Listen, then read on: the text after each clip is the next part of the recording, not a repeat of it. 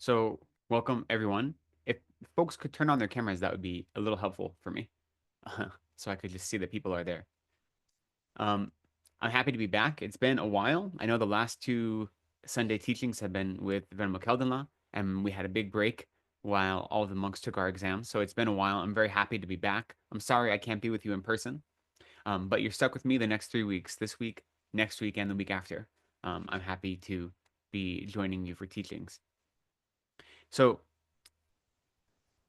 let's begin by first creating a sacred space, a space for us to engage in Dharma practice and study.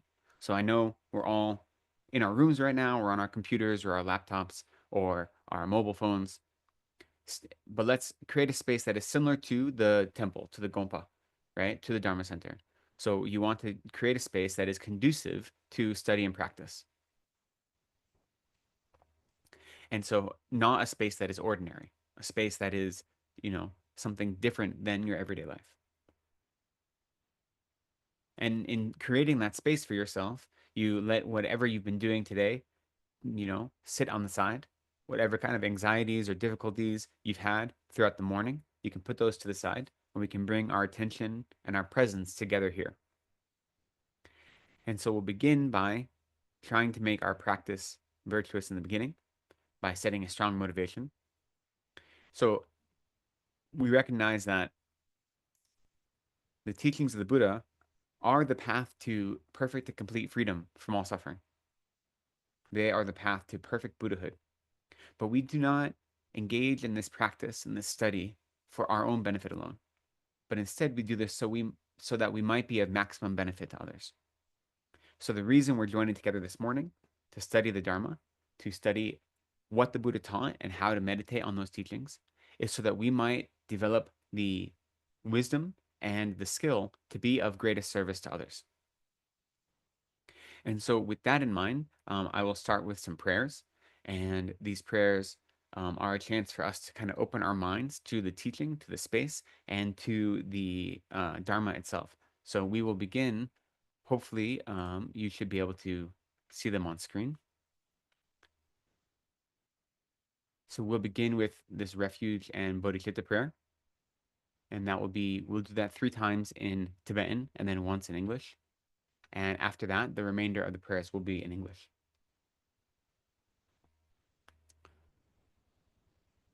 Sangye cheran soki chonam la janchu paru dagni kyabsu chi dangi jinsogi pe sonam gi gyola penche sangye dru par shok Sangye cheran soki chonam la janchu paru dagni kyabsu chi dangi jinsogi pe sonam gi gyola penche sangye dru par shok Sangye cheran soki chonam la Kyanchu paru dagni kyapsu chi Dagi jinso gi pe sonam gi Jola penche sangye drupar shok.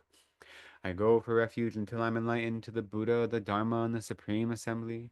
By my practice of giving and the other perfections, may I become a Buddha to benefit all sentient beings.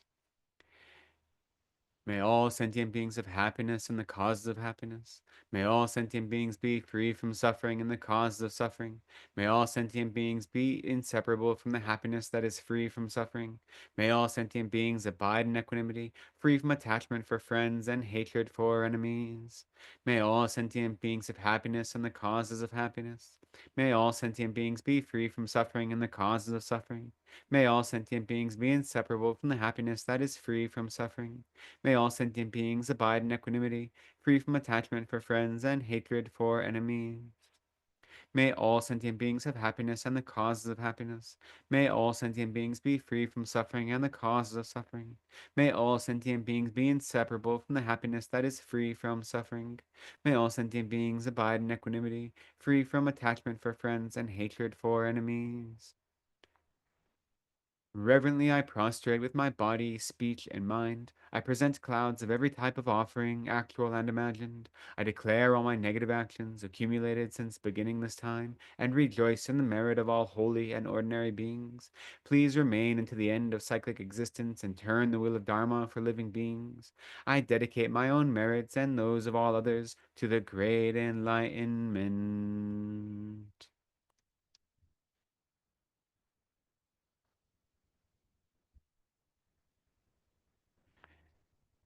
We offer a mandala in request of the teachings. This ground, anointed with perfume, strewn with flowers, adorned with Mount Meru, the four continents, the sun, and the moon. I imagine this as a Buddha field and offer it. May all living beings enjoy this pure land. Idam Guru Ratna Mandala Kam Niryatayami. And let's offer praise to Shakyamuni Buddha as well.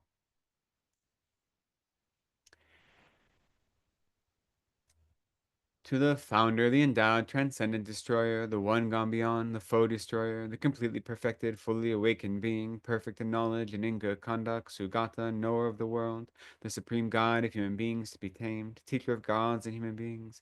To you, the completely and fully awakened one, the endowed, transcendent destroyer, the glorious conqueror, the subduer from the Shakya clan, I prostrate, make offerings, and go for refuge. To the founder, the endowed, transcendent destroyer, the one gone beyond, the foe destroyer, the completely perfected, fully awakened being, perfect in knowledge and in good conduct, Sugata, knower of the world, supreme guide of human beings to be tamed, teacher of gods and human beings. To you, the completely and fully awakened one, the endowed, transcendent destroyer, the glorious conqueror, the subduer from the Shakya clan, I prostrate, make offerings, and go for refuge. To the founder, the endowed, transcendent destroyer, the one gone beyond, the foe destroyer, the completely perfected, fully awakened being, perfect in knowledge and in good conduct, Sugata, knower of the world, supreme guide of human beings to be tamed, teacher of gods and human beings.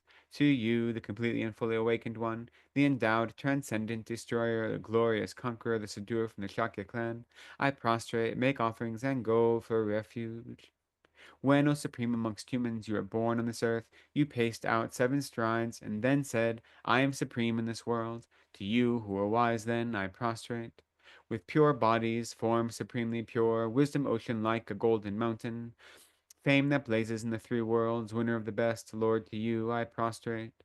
With the supreme signs, face like spotless moon, color like gold, to you I prostrate. Dust free, like you, the 3 worlds are not. Incomparably wise one, to you I prostrate.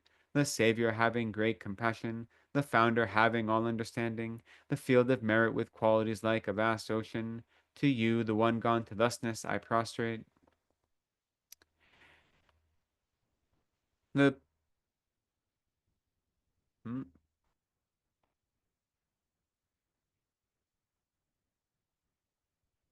the purity that frees one from attachment, the virtue that frees one from the lower realms, the one path, the sublime pure reality, to the Dharma that pacifies, I prostrate.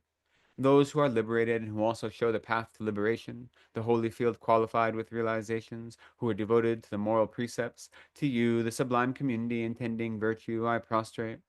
Homage to the Supreme Buddha, homage to the Dharma refuge, homage to the great Sangha, to all three ever devout homage. To all worthy of respect, bowing with bodies as many as all realms, atoms, and all aspects, with supreme faith I pay homage. Do not commit any non-virtuous actions, perform only perfect virtuous actions, subdue your mind thoroughly. This is the teaching of the Buddha. A star, a visual aberration, a flame of a lamp, an illusion, a drop of dew or a bubble, a dream, a flash of lightning, a cloud, see conditioned things as such.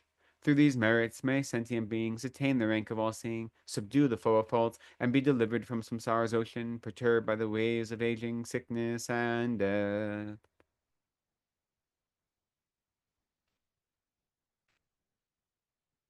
Great. Thank you. So as I said, I am very happy to be joining you again. I wanted to review a little bit some of the things that we went over in the last couple weeks. Um, I know in the last couple weeks together, the class has discussed the 8 worldly concerns, and I wanted to review those a little bit because the 8 worldly concerns are all, they're all the generals of an army that, or excuse me, they're all the foot soldiers of an army that is led by the general of the self-cherishing mind. And we really need to be clear on what the self-cherishing mind is and how it operates in our life if we want to find happiness in this life for ourselves and for others. And so with that in mind, I wanted to go over the 8 worldly concerns again. And just to let everyone know, you're welcome to ask questions at any time. I probably won't see if you raise your hand or anything like that. So instead, please just, you can interrupt me and that's fine. That is acceptable to me, not a problem. So just go ahead and interrupt as you need.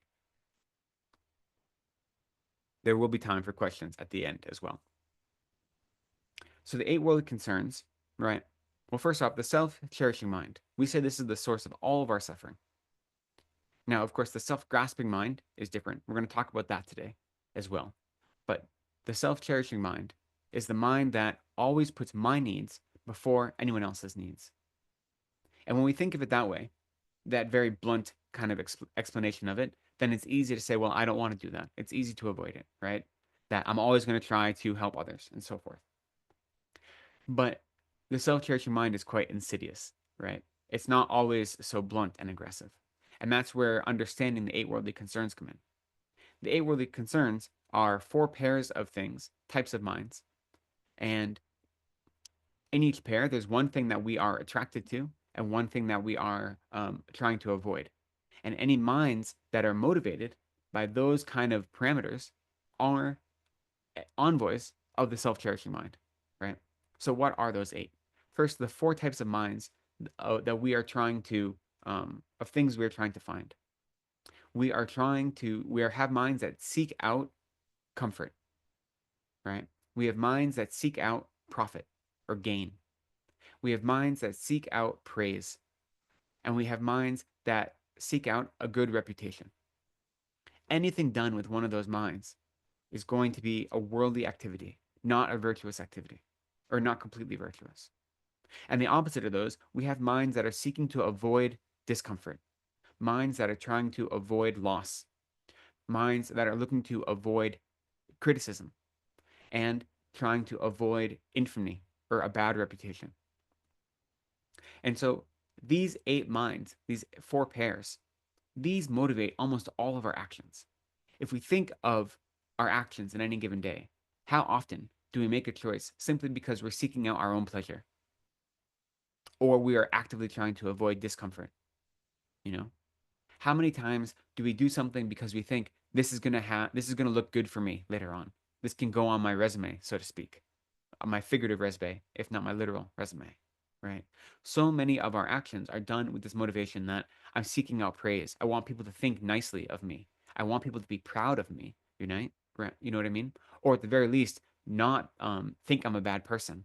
And so I'm worried about my reputation in that way. If those are the motivating factors that cause us to engage in action, then that action is not a spiritual practice, right? That action is stained by the self-cherishing mind. And when an action is stained by the self-cherishing mind, it is going to bring about suffering, suffering for ourselves and also for others.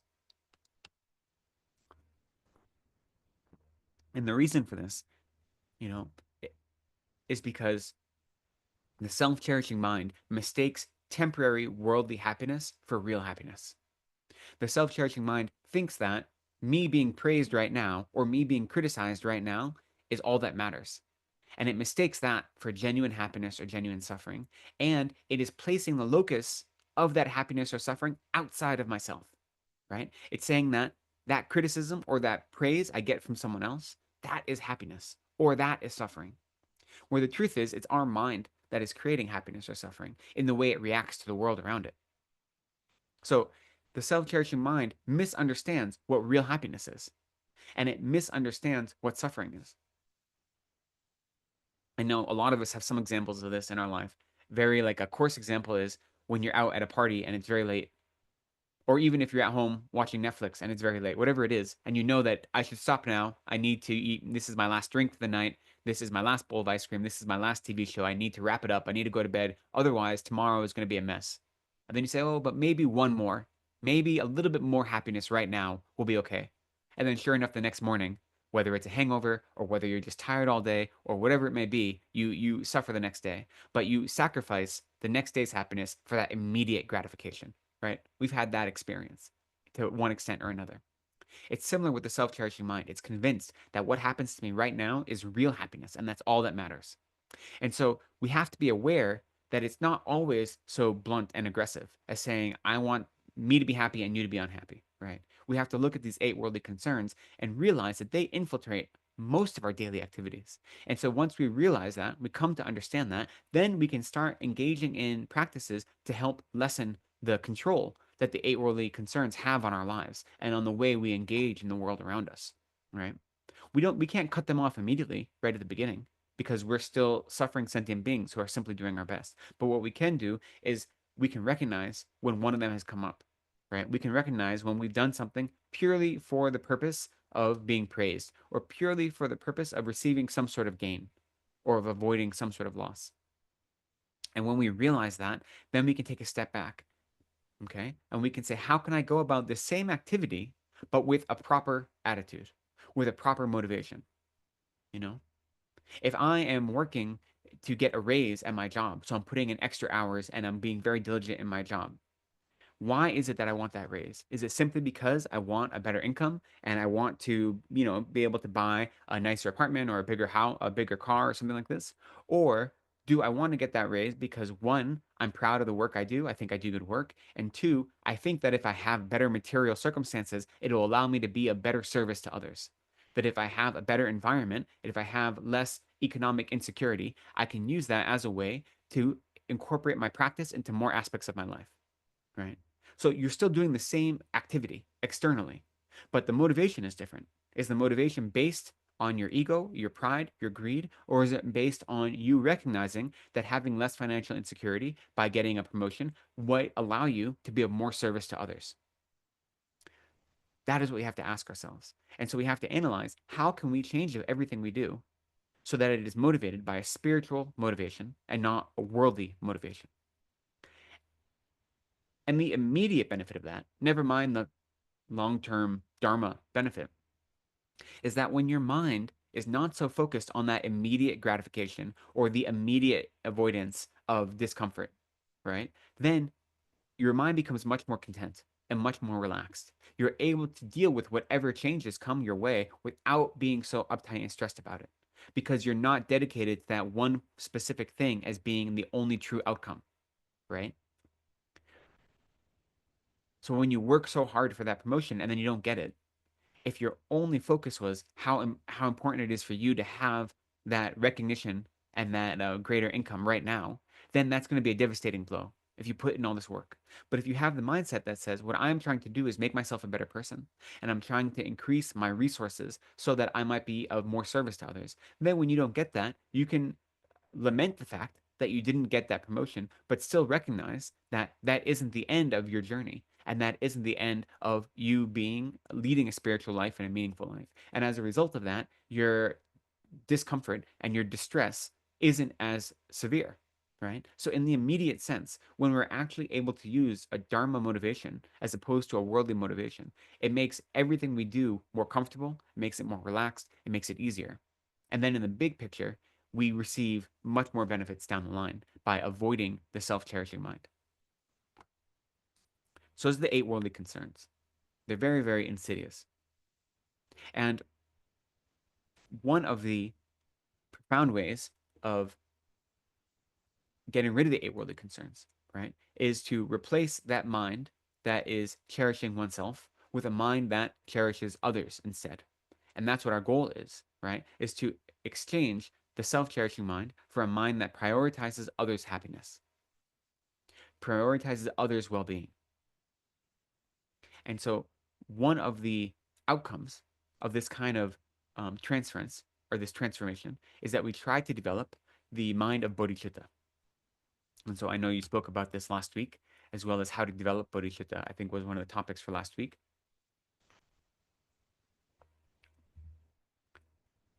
So just a very quick review. But bodhicitta is the defining factor of a bodhisattva, right? of a being who is committed to becoming a perfectly enlightened Buddha for the benefit of all sentient beings. Their defining characteristic, what, the entry fee to the bodhisattva path is developing bodhicitta. So bodhicitta is a mind that is dedicated to constantly helping all sentient beings and recognizes that the most supreme way I can do that is to focus on becoming a perfected being myself for the benefit of other sentient beings. And that bodhicitta itself is constant. Once you actually achieve bodhicitta, it's effortless and it's consistent. It's always existing in your mental continuum and it requires no effort from your part at all. So that's genuine bodhicitta. Right now, we are working to develop bodhicitta, right? So we have like a version of bodhicitta that is like, the baby version. They often call it bodhicitta that's like the bark of a sugarcane plant. So the sugarcane plant, the bark of it isn't sweet, right? The sweetness in sugarcane is at its center, at its core. But the bark itself has a little bit of sweetness. Not that sweetness doesn't come from the bark, but it comes from the bark being in close proximity to the center, to the sugar in the center of the cane, right? So in the same way, when we are able to develop a mind that resembles bodhicitta through effort, through meditation, through practice, we actively cultivate it. That mind isn't real bodhicitta, but it is a facsimile of bodhicitta. It means we're moving in the right direction, right? So that is what we are trying to do. And now, of course, there are a couple very famous methods to help us develop bodhicitta, right? The two most famous ones are Asanga's 7-point cause and effect method to develop bodhicitta.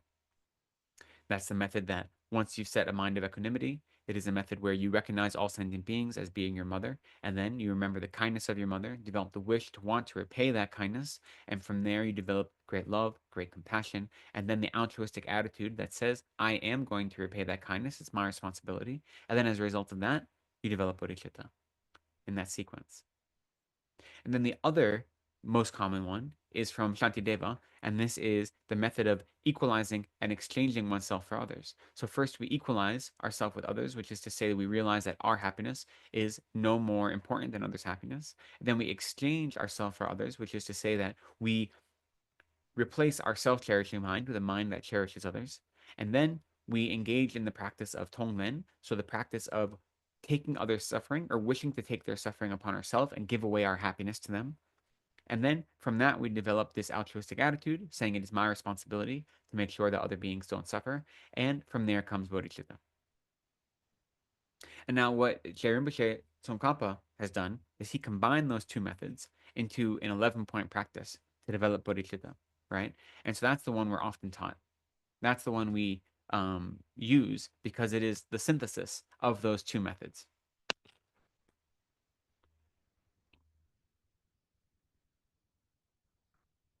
So the first step of that 11 points is we develop a mind of equanimity, right? A mind that recognizes that all sentient beings are suffering equally, all sentient beings are deserving to be free of suffering, and that there's no distinction between our friend, the people that we label as friend, enemy, or stranger, other than this label that we project from our mind. There's no inherent difference, right, between those three types of person, except for how we relate to them in this life. And that is due to our own afflicted minds and due to the circumstances of our and their birth, right? That's all it is. So once we are able to develop a mind of equanimity, that mind realizes that even someone who is greatly harmful to me is equally deserving of all of my love and compassion in the same way that my dear mother is, or my family members, or my best friends. That someone who harms me and someone who helps me and someone who is indifferent towards me all are suffering sentient beings and they all deserve my love and my compassion and they deserve to be free from suffering. Once we have that mind of equanimity, then we engage in this recognition that all sentient beings are our kind mother. Right? We say they're not like our mother, but they are our mother, since we believe that we've been reborn over and over again since beginningless time, that in some rebirth, every sentient being at some point has been our mother. And so we have to look at them and realize that in this life, they are not our mother. And even in this life, we might have a difficult relationship with our mother, right?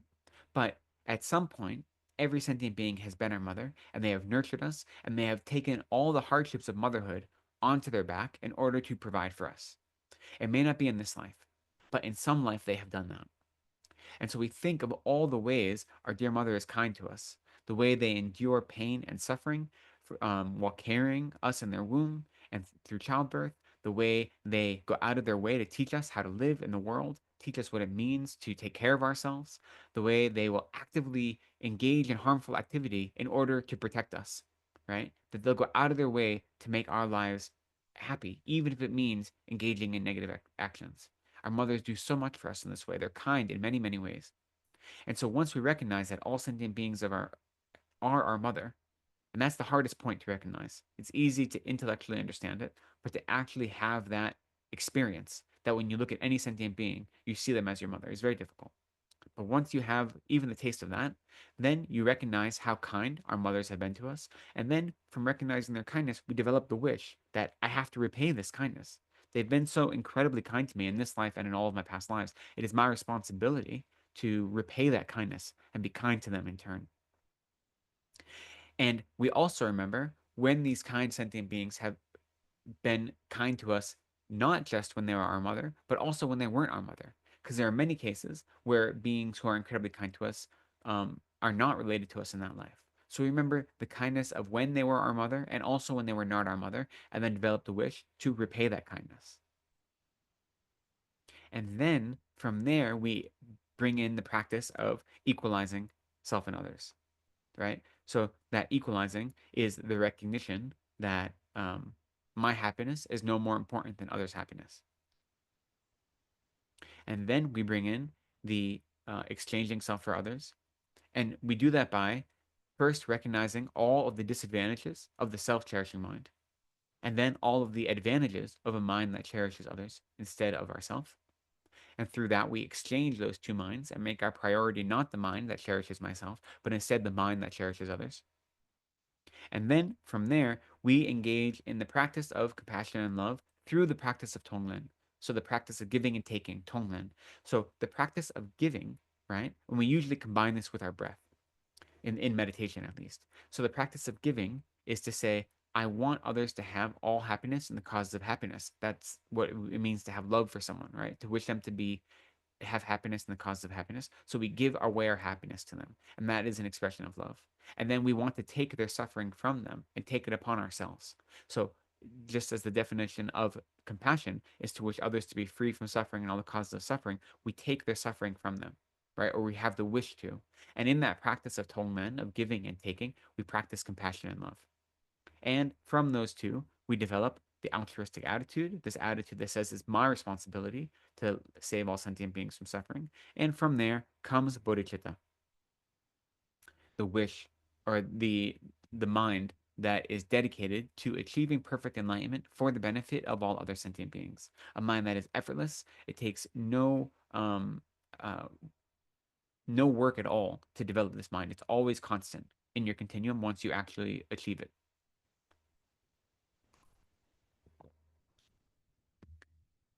And the reason I mean, these are the characteristics of a Mahayana practice, right? And of Tibetan Buddhist practice. So they're really, really important. And they may seem like it's impossible to achieve that anytime soon. The important thing is if we try to make our minds familiar with it, we try to make that, we try to bring ourselves closer to those ideals, we can see it affect our lives, our everyday lives, all the time. So even having the idea of bodhicitta or the idea that the self-cherishing mind is harmful will totally affect the way we engage about our relationships in the world and the way we engage with whatever work is in front of us, whatever obstacles come our way. So it is critically important to engage in meditation on these topics because when we meditate on them, what we're doing is making ourselves familiar with them, right? That's what the Tibetan word for meditate is translated as. The word is gom, right? And to gom means to become familiar with something. So when you meditate, what you're doing is becoming familiar with your own mind. So we need to meditate on these topics. But these topics are all the method side of our practice. We say that practice has two components, method and wisdom, right? There are two accumulations we need to accumulate. We need to accumulate merit and we need to accumulate wisdom. So the method side is all of the teachings that pertain to practicing the perfections, so compassion and bodhicitta, and the other six perfections. Those are all considered the method aspect. And those are incredibly powerful at destroying our self-cherishing mind, especially. But we need to bring in the wisdom aspect as well. And the wisdom aspect is the wisdom that understands the nature of reality, which we call emptiness. This is a critically important part of our practice, right? Because it's actually emptiness is the actual antidote to the self-grasping mind. So I mentioned before that the self-cherishing mind and the self-grasping mind aren't the same thing. And when we're talking about the mind training teachings and we're talking about the eight worldly concerns, we often say that the self-grasping mind is the cause of all of our suffering. And to a large extent, that's true. But we say the self-cherishing mind is the cause of our suffering. And to a large extent, that's true. But ultimately, it's the self-grasping mind that is the cause of samsara, the root cause of samsara. The self-grasping mind is the mind that grasps at self or phenomena as if they inherently existed, right? It's the mind that says, I inherently exist the way I perceive myself as existing. And all phenomena around me exists in the very simple way that I perceive it. That it truly exists, inherently exists. And what we realize is that self-grasping mind is our fundamental ignorance, which is what is causing us to continually cycle in samsara.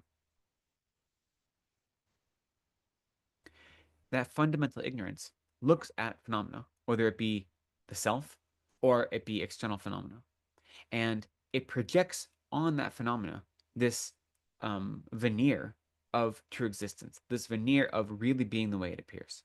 And then it engages with that projection instead of with the way things actually exist. That is the problem. So in the Prasangika system, which is the kind of most refined explanation of the Buddha's view, we say that everything exists, right? It's not that things don't exist. We have to be careful. We don't want to go too far because if we negate too much, then we fall into nihilism. So it's not that things don't exist. They do exist, but they don't exist the way we perceive them to exist. We perceive them as if they were inherently existing, that there was some natural quality about them, right? So for instance, this mug, when I look at this mug, my mind and my dualistic appearance says that this mug truly exists as a mug. There's some mugness about this, if that makes sense, that is inherent and it is unchanging, right? That there's some quality about this mug that only refers to a mug, will always refer to a mug, and cannot be changed, cannot be modified. It exists without any causes or conditions. It's sui generis, the idea of mug. That is what appears to my mind. But the truth is, this mug is merely imputed by my mind. And what I mean by that is the concept of mug is something that I have invented and I project onto this external phenomena, which serves as the valid base upon which I can impute the concept of mug. Because if you just think of the term mug and the idea of a mug as a general concept, that general concept of mug is something we can hold in our mind without having a physical mug in our presence, right? And that general concept of mug doesn't fulfill any of the functions of being a mug, right? It's something that we hold in our mind. It's like a general category. But we hold that, and then we look at a physical mug, and we conflate those two things. And so therefore, what we're doing is projecting the idea of mug onto a base because it fulfills the functions of being a mug and it serves that purpose. But that purpose is one we've already invented, right? The whole idea of it is something that has come up from our minds. And so the self-grasping mind is the mind that doesn't distinguish that our projections are not the way things really exist. And it grasps onto our projections as if they were the true nature of things. Okay. And that is true for how we think of ourself and how we think of all phenomena. And so when we talk about self-grasping, we say there are two types of self-grasping. There's the grasping at the self of persons and the grasping at the self of phenomena. And the difference between those two is simply the object upon which that grasping happens. Right? A mind that has as its observed object the self, and then after observing that, grasps at it as if it were inherently existing, that is the self-grasping of persons. And a mind that has as its object any phenomena other than the self, and upon observing that object, grasp at it as if it were inherently existent. That is the mind of grasping at the self of phenomena. And so their subtlety is the same. One of them isn't more subtle than the others, but in general, we say that it is easier to first realize the selflessness of persons. And so that's what we're going to focus on today. We're going to talk about the selflessness of persons a little more and realize um, and go through some of the methods to try to realize that in our life. So far, is everyone on the same page? Are we're all talking the same story here? If there are any questions, let me know. No, so far? Okay. Emptiness, on one hand, it is the most important topic we study because it's the nature of reality. And only through having direct realization of emptiness can we purify our afflicted minds, right? Having bodhicitta won't purify the afflicted minds. Only emptiness will. But if you only have an understanding of emptiness, if you don't have the method component, then you can enter into one of the lower paths, right? The path of the Shravaka or the solitary hearer, the Pratyeka Buddha, and you can become an arhat, right? You can become a being that doesn't have any afflicted minds anymore. That is to say, you can achieve liberation or moksha, but that is not the same thing as Buddhahood, right? Liberation and enlightenment are two different things. And if you achieve liberation, you won't have any afflicted minds, but you'll still have this dualistic appearance. You'll still see phenomena in a way that they don't exist. Even though you have the mind that realizes they don't exist that way, you'll still see them as if they exist that way. You'll still have that confused appearance to your mind. And because of that, you won't be entirely free from samsara. You'll have your mind will have you will have the mind of an arhat. So your mind itself will be free from samsara, but you will still be bound by this dualistic appearance. You won't be free of it. And as a result of that, you might exist for many eons in bliss, but eventually you will then awaken to the need to develop the method aspect. And you will then enter into the Mahayana path and eventually move towards Buddhahood. Because there's a distinction between liberation or moksha, tarpa in Tibetan, or enlightenment or Buddhahood, Janchup in Tibetan as well. So there's a distinction between those two. One of them is free from all the afflicted minds as well as the obstacles to omniscience, right? Which means even dualistic appearance. And one of them is that's a Buddha. And the Arhat is not free from dualistic appearance. The example they often give is they talk about a conjurer or a magician who is able to hold a stone or a stick, and by reciting some mantra to the audience, that stone or a stick becomes an illusory elephant or an illusory horse.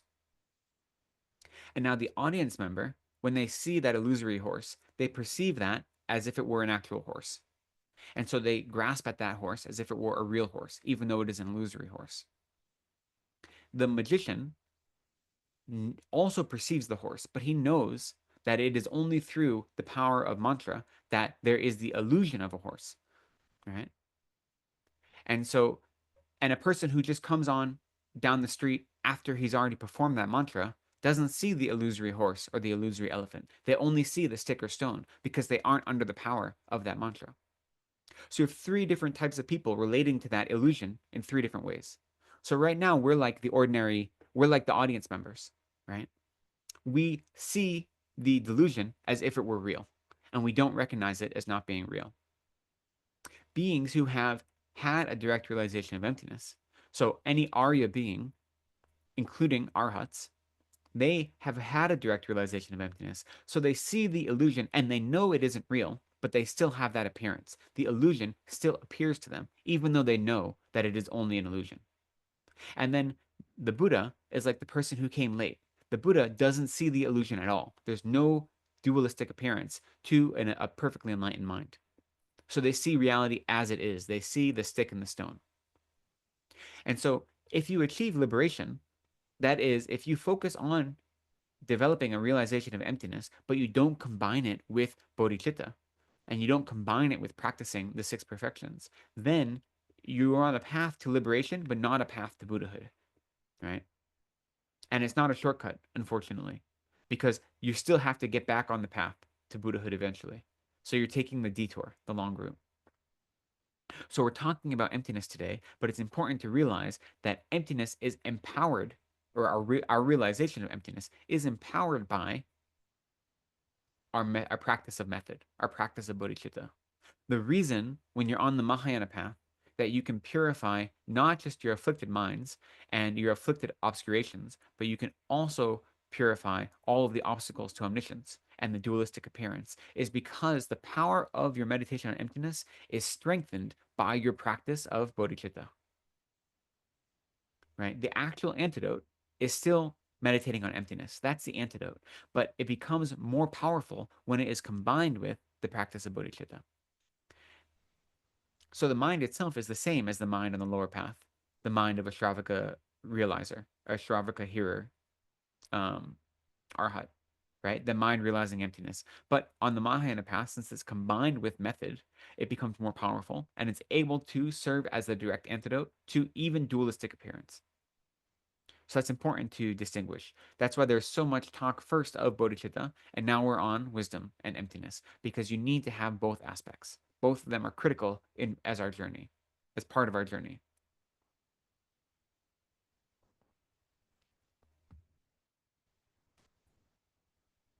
Okay. So when we're trying to think of the selflessness of person, we first need to think of what is the self that we are negating. Okay. That is the important thing to recognize first. Because if we don't know what we're negating, then we're either not going to negate enough and we're going to err on the side of eternalism, or we're going to negate too much and become nihilists. So we have to identify. We say that there is selflessness of persons. The person does not exist the way it's perceived. So what is that person that doesn't exist that way? What does the mistaken, ignorant mind take for an existing person? Okay. And there are a few different ways we understand this. We say that all phenomena are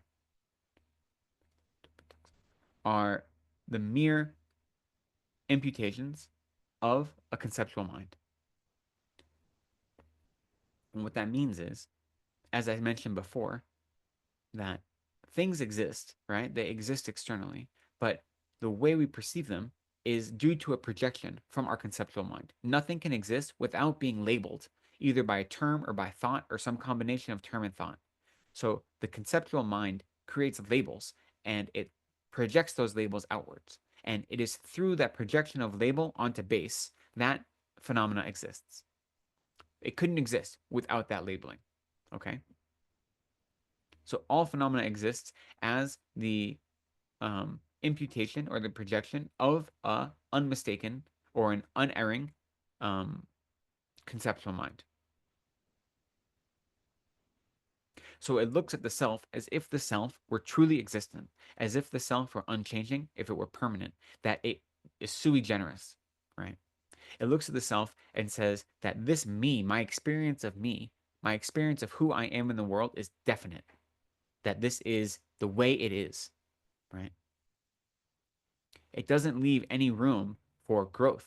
It doesn't leave any room for recognizing that the self is constantly changing and is independent upon the five aggregates, which are the body aggregate and the four mental aggregates. It doesn't leave any space for that. All it says is, this is me. And it's because of this ignorance, right, that we get so upset when we are criticized and we get so happy when we're praised because we hold on to this image of ourself as if it were real. And therefore, anything that we perceive as harming that fabricated self or as uplifting that fabricated self becomes a source of anger or happiness for us. So our attachment and our anger are really based on our ignorance. Because if we didn't project these idea of real existence onto ourself or onto other phenomena, then we wouldn't have any place for attachment or anger to grow. Which is why when you see the wheel of life, right, or the wheel of becoming, in the center of it, there are three animals representing the three poisons of attachment, anger, and ignorance, which are the three root delusions that are causing us to constantly spin or circle in samsara over and over again. And when you see those three, A snake representing anger, and a rooster representing attachment, and a pig representing ignorance. The snake's tail and the rooster's tail are in the pig's mouth because it is the pig who is the actual cause of attachment and anger. It's ignorance that is actually, it is ignorance and the projections of our deluded mind that our sense of attachment or our sense of anger glom onto, right? A sense of attachment is a mind that looks at phenomena or looks at the self and interprets it as being pleasant, and due to it being then labeled as pleasant, it seeks to possess it. And a mind of anger is one that looks outward and it projects the label of unpleasant, and due to that label, it seeks to distance itself from it. But both of those are due to a mistaken understanding of the way phenomena exist in the first place.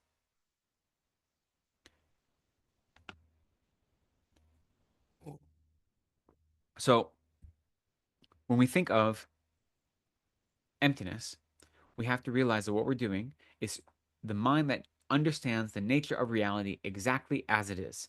Okay? And in order to understand that, we have to see what is it we are negating. So when we're thinking of the emptiness of persons or the selflessness of persons, we're negating a person, a self that exists inherently, that exists truly, that is permanent, that is unchanging, that is substantially existent, which is to say exists from its own side, by its own means, that isn't dependent on causes or conditions, that doesn't have any parts which could alter the way it exists in the world. That is not a projection of a conceptual mind. And the reason, so that once we identify that, that's the first thing.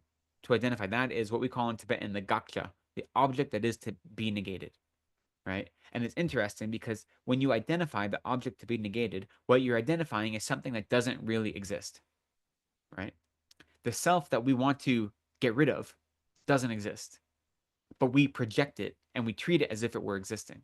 So the object to be negated is actually something that doesn't exist, but we have to understand how the mind of ignorance assumes the self to exist before we can try to upend that self. So if we don't understand that, then we are going to miss the point.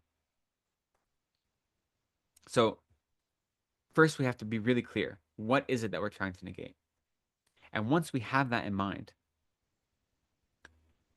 we can think of what does it mean that all phenomena are mere imputations on a valid base, right? Now, the Chittamatra school says what that means is that everything exists as pure mind only. That everything is, by when I say something is a projection of mind, what I really mean is it is in the nature of mind. So the Samsampa school, the Chittamatra school, says that for instance, the eye sense consciousness that perceives a cup and the cup itself are made of the exact same substance, right? Everything is mind, and that's it. And we say that is not true. That is going too far. That things exist outside of mind, but they don't exist without being labeled by a mind. So when I say something is a projection of mind, I don't mean that this mug has the nature of my mind. No, this mug is a mug. It exists external to me. Okay. But my relationship to the mug is one that projects the idea of it being a mug onto this valid base that is serving the function of being a mug, carrying water, and allowing me to drink water out of it. So by being a projection of mind or being merely imputed by the mind, it doesn't mean there's no physical reality, right? There is physical reality, but that physical reality is then overlaid by my projection. And what I'm engaging with is the relationship between those two. And I'm conflating them as being the same thing. And now, in worldly sense, we have to be able to recognize that to some degree. Like, I need to be able to look at this mug and recognize it's fulfilling the function of a mug. Otherwise, how could I drink water out of it, right? So, to some extent, we need to be able to engage with this imputed idea of things in a realistic way and say that there's nothing inherent about this that makes it a mug. There's nothing inherent here that qualifies this as being a mug now and forever for all sentient beings that perceive it. Okay. But it's fulfilling the function of being a mug. So even though its inherent nature is not, there's no mugness there, it still fulfills the function of being a mug. And so that is how I have to relate to it. But I don't grasp onto it as if it were a truly existing phenomena. It goes the same for our persons. And the reason we focus on the self first is because we say the definition of a person is independence on the five aggregates, the mere imputation of an I that is independence on the five aggregates. And so that is what we describe. That's the definition of a person. The mere imputation of an I that is independence, is imputed independence upon the five aggregates or any of the five aggregates. And so that is a type of valid base that is, there's a difference between being imputed on something and imputed independence on something. Those are two different things. If I say a mug or a pot is a definition we use, a pot has a definition of being something that has a round belly and a flat bottom and is able to carry water, right? And I impute the concept of mug or the term and the idea of mug onto the valid base of mug.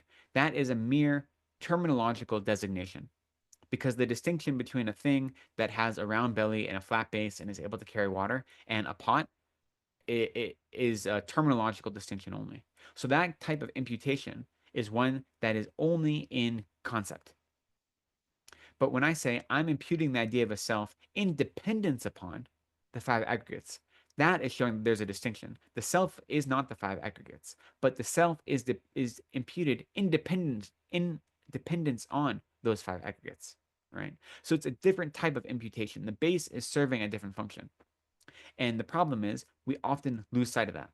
But because it exists in that way, that it doesn't exist in an inherent relationship and it exists in a dependent relationship, it allows us the chance to observe the self of persons more readily, or the grasping at self of persons more readily than grasping at self of phenomena. And therefore, it's easier to develop the mind that is eliminating that.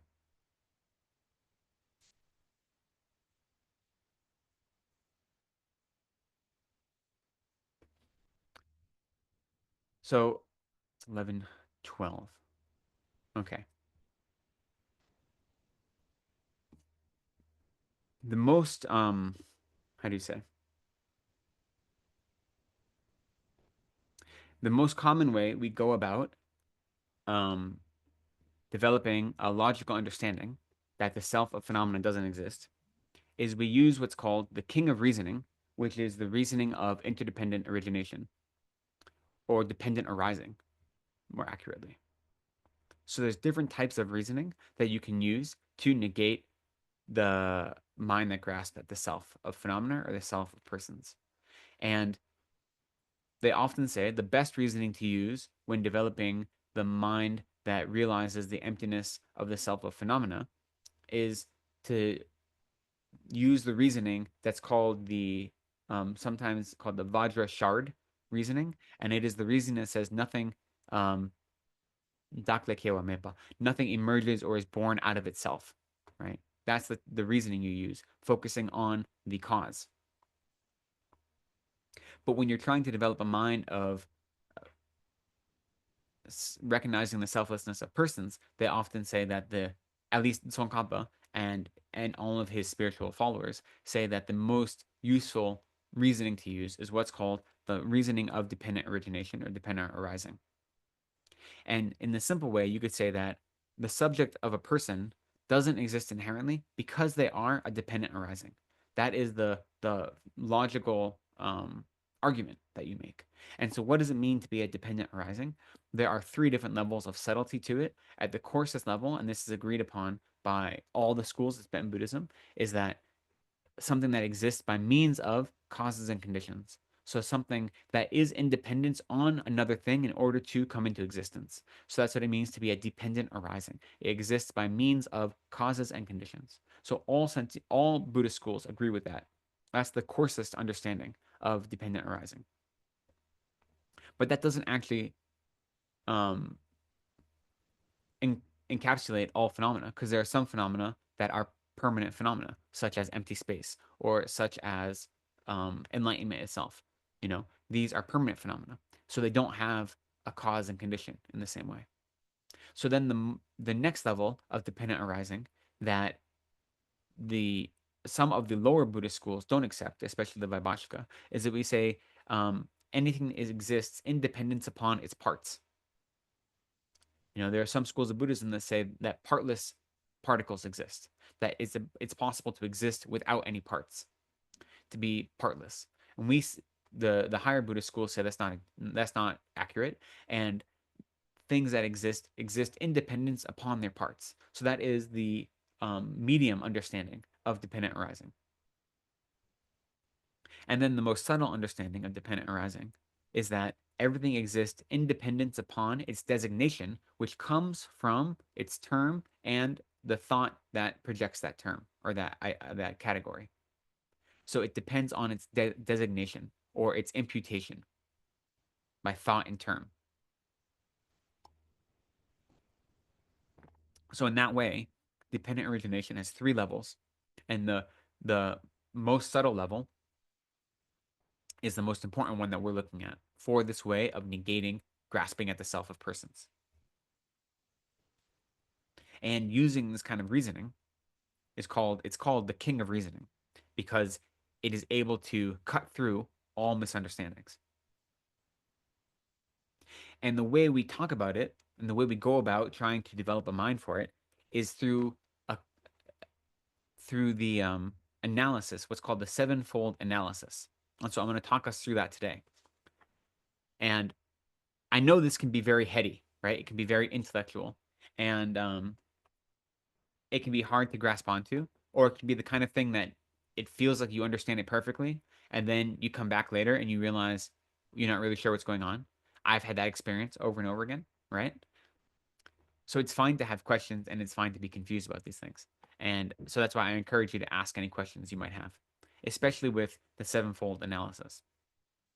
So the sevenfold analysis, we are taught it as it exists as the sevenfold analysis in the text by Chandrakirti called the Madhyamaka Avatara, entering into the middle way or engaging in the middle way. And this itself is a commentary on Nagarjuna's the root verses of wisdom of the middle way. And Nagarjuna, he actually has a verse, I think in the 22nd chapter, where he presents the first 5 of these types of investigation. And then Chandrakirti adds on the final 2. So that's why the sevenfold analysis comes from Chandrakirti, but a 5-fold analysis comes from Nagarjuna. And he adds on those extra 2 because he feels it makes it easier. Right? The first 5, he doesn't change them at all. He just adds 2 more to make it easier. And he gives the example. Chandrakirti is the one that gives us the example of a chariot and the parts of a chariot. So instead of talking specifically about the self and the aggregates, right? The self and the aggregates independence upon which the self is imputed, he talks about a chariot and the parts of a chariot. And so we can use that example to look at these 7 lines of reasoning and then see how they apply to a chariot and the parts of a chariot. And then from there, we can see how they apply to the idea of a self and to the aggregates independence upon which a self is imputed or projected. So let me list out these 7 quickly first, and then we'll go through what they mean. So the first one is that a chariot is not inherently one with the parts of a chariot. But then the second one is that a chariot is not inherently different or separate from the parts of a chariot. So it is not inherently one, and it's not inherently other than. And then a chariot does not inherently depend upon its parts. And the parts of a chariot do not inherently depend upon the whole, the chariot itself. And then lastly, a chariot is not an inherently existent possessor of its parts. So those are the first 5 that come from Nagarjuna, right? It is not inherently one. It is not inherently separate. It does not inherently depend on the parts, and the parts do not inherently depend on it. And the chariot does not inherently possess, or is not an inherent possessor of the parts. And then the final 2 that Chandrakirti added are that the chariot is not the mere collection of its parts, and it is not the shape of the mere collection of its parts. And now notice in those final two, you don't have to use the word inherent, right? Which is the reason Chandrakirti felt that it made the process of analysis easier. Because if you don't use the word inherent, then some of the other ones don't hold up, right? A chariot is different than the parts of a chariot, but it is not inherently separate from parts of a chariot, right? So you need to qualify those first five with the idea of an inherent difference, whereas the final two don't need to be qualified in that way. So let's talk about why those are true.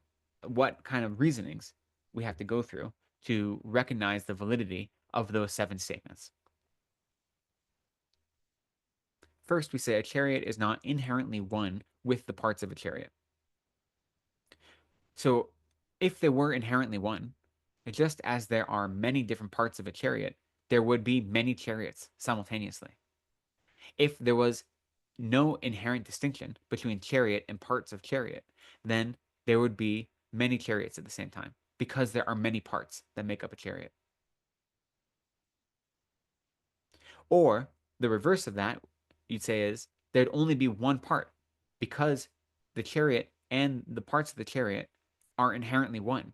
And if the chariot is one, then there can only be one part, right? So it either has to be one of those two. It either has to be that there are multiple chariots or there's only one part because they have this inherent relationship of being one, chariot and the parts of chariot. And also, the agent, the thing doing the object that's engaging in action, in this case, the chariot, and the recipient of the action, in this case, the parts, would be the same thing. That there'd be no distinction. And so the way we relate that to ourself and the phenomenon and the aggregates is we say that since we have these five aggregates, the four mental aggregates and the form aggregate, that means we have five selves if the self and the aggregates are inherently one. Or we say that the four aggregates, the four mental aggregates and the form aggregate are one somehow because they are inherently one with the self and there's only one self. Either two of those positions are logically impossible, right? Similar, we would say that if the five aggregates and the self were inherently one, then it would be impossible to remember past and future lives. Because when the aggregates ended, then the self would also have to end. And therefore, we wouldn't have past and future lives because our continuum would be cut. Because we know that the continuum of our aggregates, especially our form aggregate, it ends, right? And so if the self was inherently one with the aggregates, then there would be no past and future lives, and there would be no great masters who remember past lives, because as soon as the aggregates are cut, the self is also cut. Its continuum would be severed. And more importantly, if the self and its five aggregates were inherently one, then future past and future moments would have no relationship. Because again, if something is inherently one, then it doesn't depend upon a changing, ever changing projection in order to understand its relationship. So cause and effect would cease to have any validity because the the two separate moments of time would have no relationship to one another because everything exists in inherent relationship to the parts that make it up. And being in that inherent relationship would mean that it isn't changing. It isn't transforming into something else. So that would invalidate the ability for past and future moments to have any sort of relationship.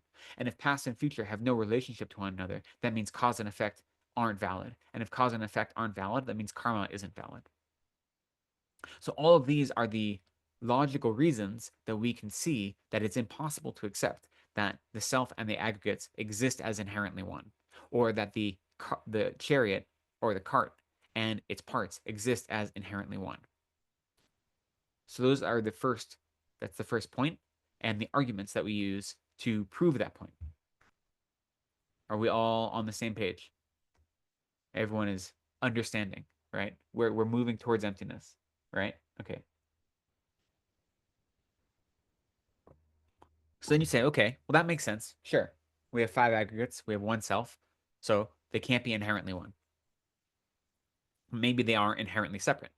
Maybe the self and the aggregates are inherently different. And if that were the case, right, maybe the chariot and the parts of a chariot are inherently different. If that were the case, then there'd be no relationship between the parts of a chariot and a chariot itself. And if there was no relationship, that would mean that you could correctly apprehend a chariot without apprehending any of the parts of a chariot. And that's not possible, right? How can you apprehend something without apprehending the pieces that make it up? In the same way, if the self and the five aggregates were inherently separate or different, it means that you could apprehend a self without apprehending any mind or body, because it's the combination of the five aggregates, the four mental and the one physical aggregate, that are the source upon which, independence upon which our self is projected. So those are the parts of it. So can you apprehend a self without apprehending either mind or physical body? And that's not possible, right? But if they were inherently separate, you could do that. So the recognition it's impossible to apprehend a self without apprehending either the physical or the mental aggregate of a self shows that they can't be inherently different or inherently separate because you can't apprehend them individually. And in that way, any of the characteristics of the aggregates would not be related to the characteristics of the self. So there would be no relationship at all, right? This includes the mental characteristics. And lastly, we could even say that if we ignore the aggregates, we still have um, if we suggest that the self is separate from the aggregates, we still have a strong sense of grasping at the self. And because of that, we see that that grasping exists not in dependence upon separating the self from the aggregates, if that makes sense.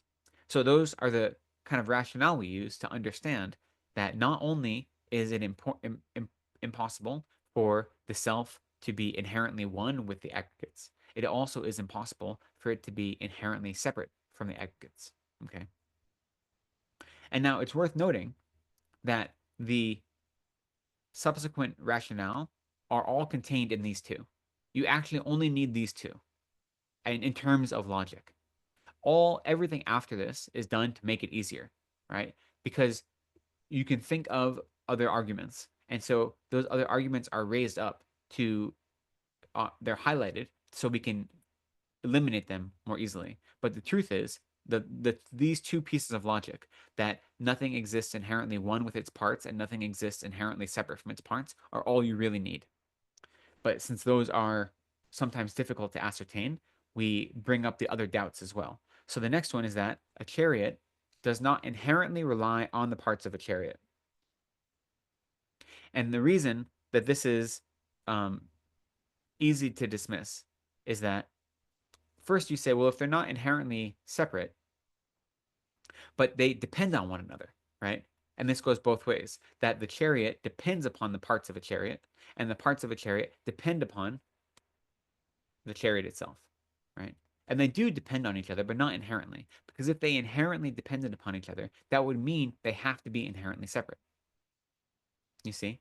In order for the self to be inherently dependent upon the five aggregates, it has to mean that the relationship between the self and the aggregates is one of inherent difference. And that contradicts the second reasoning we just brought up before. And that goes true for the flip side of that.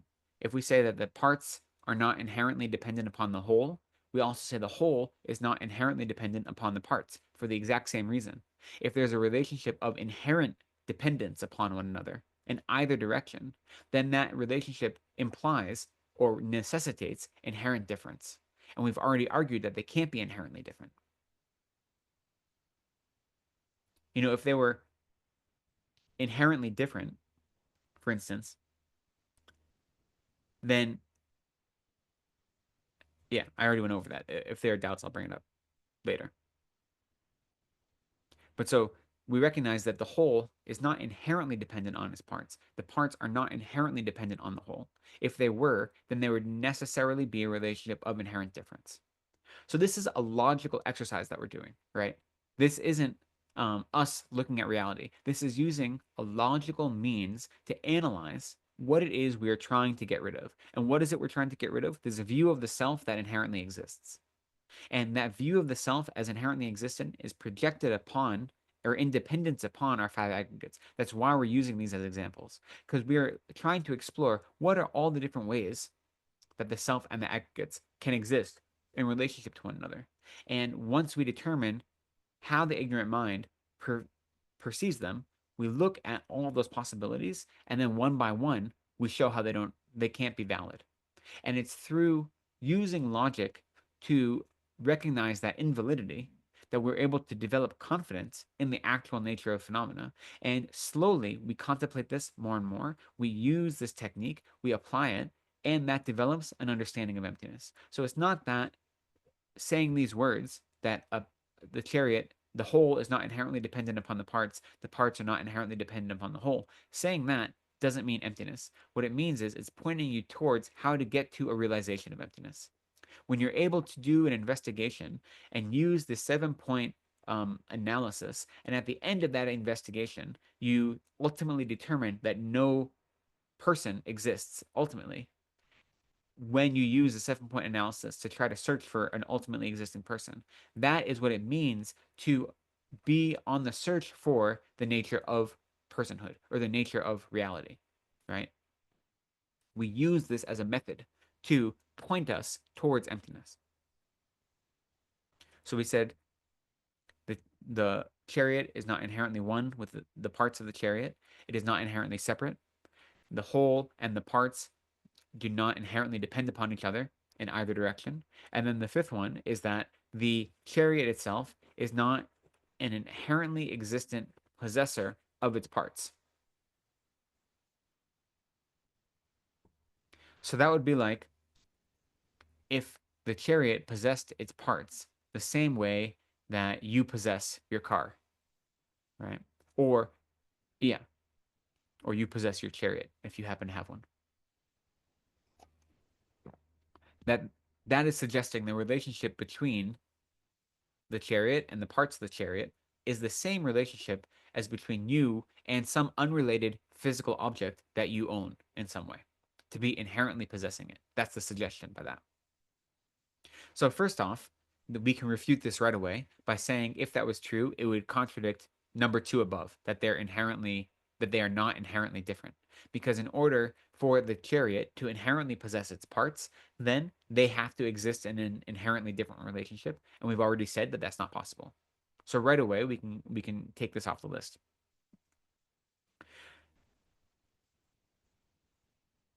Also, though, we could say that if we don't mean that, we don't mean that the chariot possesses the parts in the same way that you possess your car. Instead, we mean the chariot possesses its parts in the same way that you possess a hand, right? The relationship between you owning your hand is different than you owning your car. So we could say, no, no, we didn't mean that it possesses it the same way as you owning a physical thing outside of yourself. We mean it in the same way that you possess your hands or your ears or your eyes. And if that was the case, that would contradict with the first statement, because the way it would mean that it would mean that the chariot and its parts have a, uh, a relationship of being inherently the same thing, of being inherently one. So because the self and the aggregates are neither inherently existent as one, nor inherently existent as different, it's impossible for the self to possess the aggregates in any inherent way. Do you see that?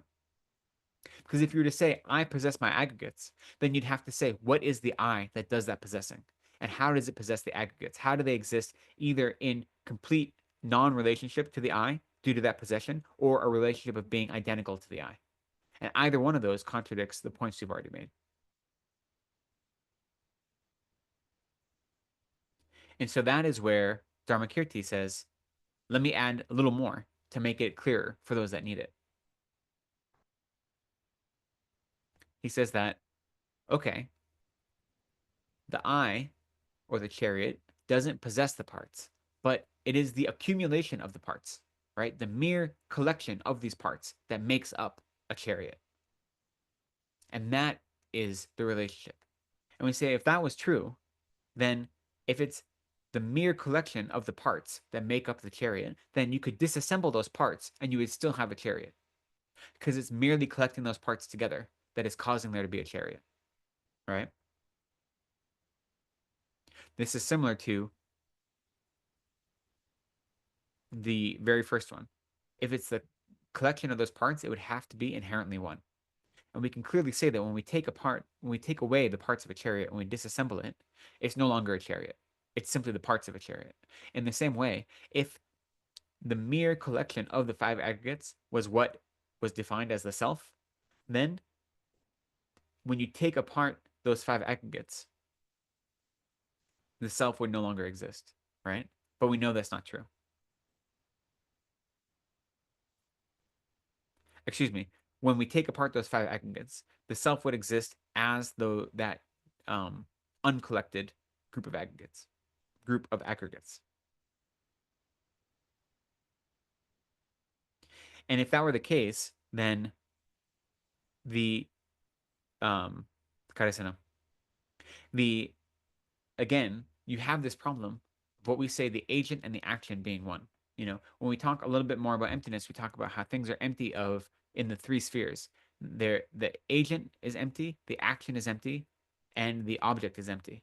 And in this case, we would say that if the self was the mere collection of the aggregates, then whatever is doing the acting upon the agent and whatever is receiving that action, the object, would have to be indistinguishable. So that is the logic we use to say that the self is not the mere collection of its parts. And lastly, you say, okay, it's not the mere collection of the parts, but it is the particular way those parts are put together. So it's the shape of that collection. So if we disassemble a chariot, we have all those parts of a chariot. That is not a chariot because they're not in the correct configuration, right? That's what we mean by shape. So we say that it's only when those parts are collected into the appropriate shape, then that is what we mean by it being the chariot. And this one makes sense. This is one that like makes the most sense of all of them, right? It seems to be the one that is easiest to accept. But if that was the case, then there would still have to be something about those parts that contained the essence of a chariot before you put them together, right? Otherwise, the chariot would have to come out of nothing merely by the accumulation of those parts. And when we look at the individual parts, since we can't see them and assess them as being chariot, then when they come together, they can't make themselves into chariot. Or you could say something changes, right? When you assemble them together, there's a change that happens. And because of that change, that's where the chariot comes from. And if that were the case, then we would be able to identify that change that happens with our normal senses in the terms of a chariot and its parts. And there isn't any change that we can perceive because the change isn't in the parts or the chariot, it's in the way we perceive them, right? There's no change on the part of the chariot or its parts. The change is from our side. We all of a sudden perceive the shape and the correct configuration of these miscellaneous pieces as being something else. But that has to do with how we perceive it, not with how it is. In the same way, um, if the self was dependent upon the shape of its aggregates, then that would mean the self was no different than the form aggregate because the other mental aggregates don't have any shape, right? And so we'd be able to see something in the form aggregate that was an inherent relationship with the self. And we can't see that because it doesn't exist in that way, right? So when we look at them, when we try to analyze what it is that we are trying to negate, we're trying to negate a self that inherently exists. And we say, okay, a self that exists without causes and conditions, a self that is permanent, that is unchanging, and that is the real me, right? And so if that were to exist, it would have to exist either in some relationship with its basis, and its basis is the five aggregates. And so these are the seven options that we see of how it could exist that way.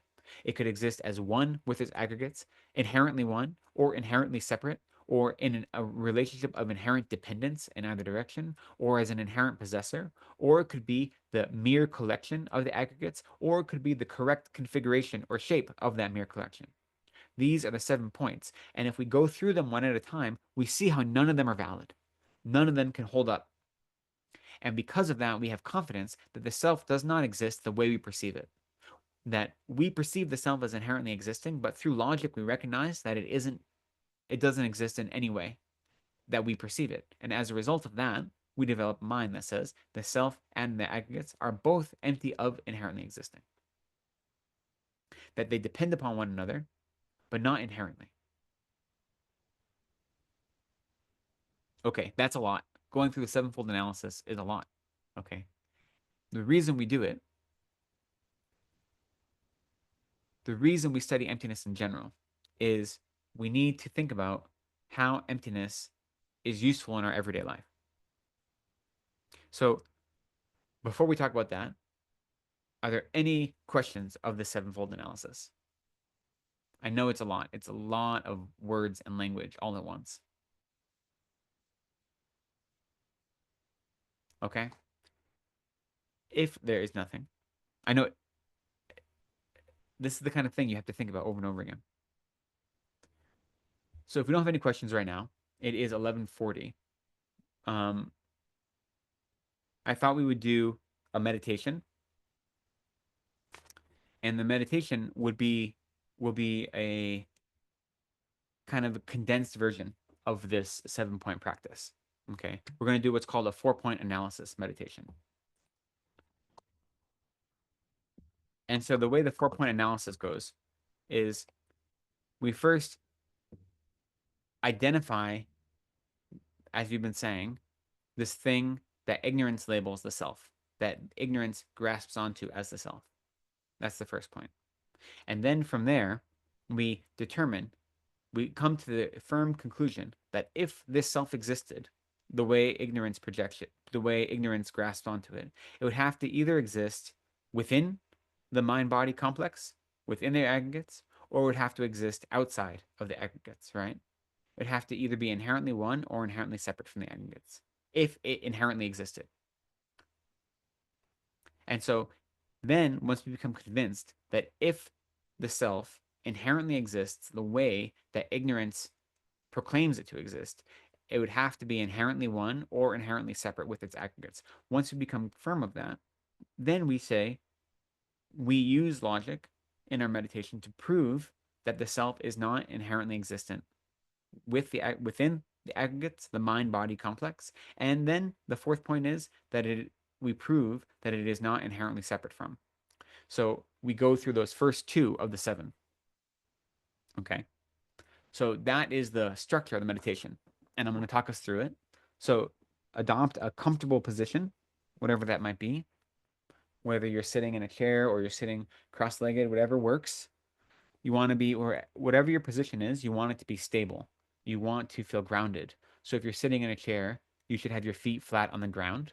If you're sitting with your feet crossed, then make sure that you are balanced and that you feel comfortable and you feel grounded or like you're not unsettled in any way.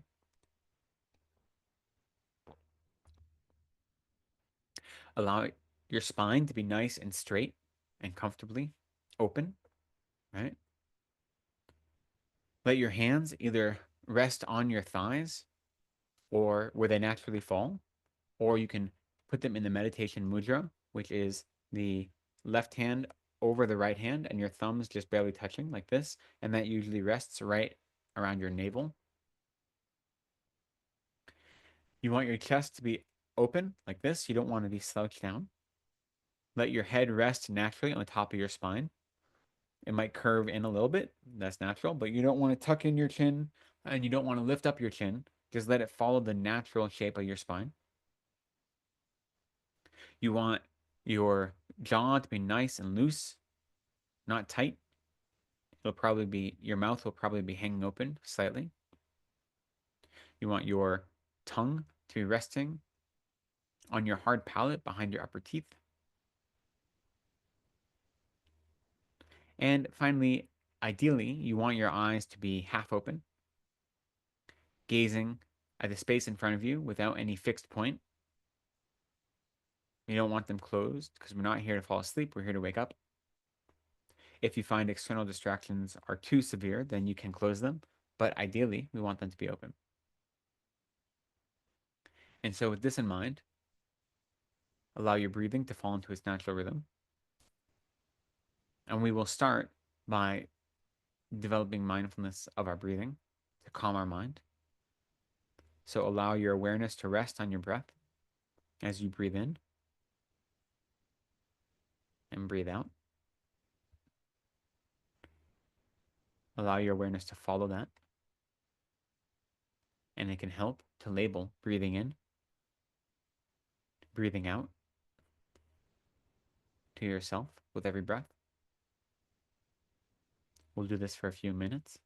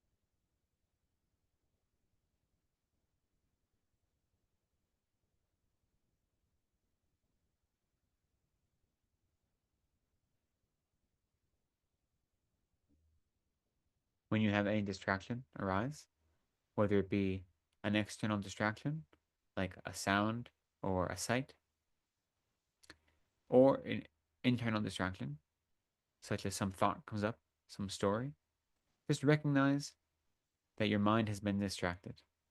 And you can label that distraction. And then return your awareness to your breathing.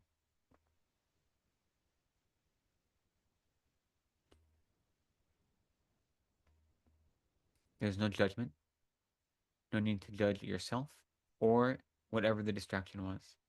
Just recognize it for what it was and let it go.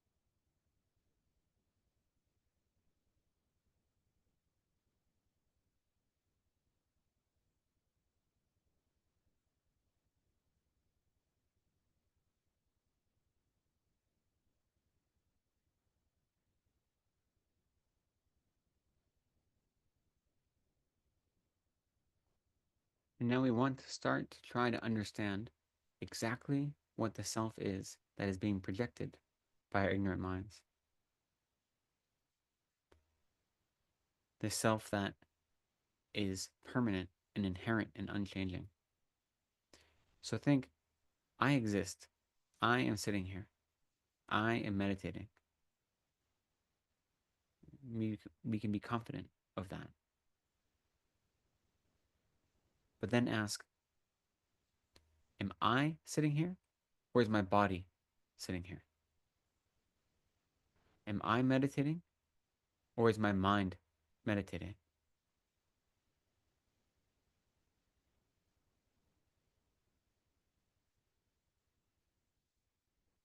realizing that there is a distinction. Look into that. When I say I am sitting here, it's my body that's sitting here. Yet I project the I onto that. When I say I am meditating, it's my mind that is doing the meditating. Yet I project the I onto that mind. It clearly cannot be the mind or the body, because then I'd have to have more than one I simultaneously. Yet that projection of the I, that is what I hold to be the real I. So use this kind of reasoning to identify the I that the ignorant mind projects as if it were truly existing.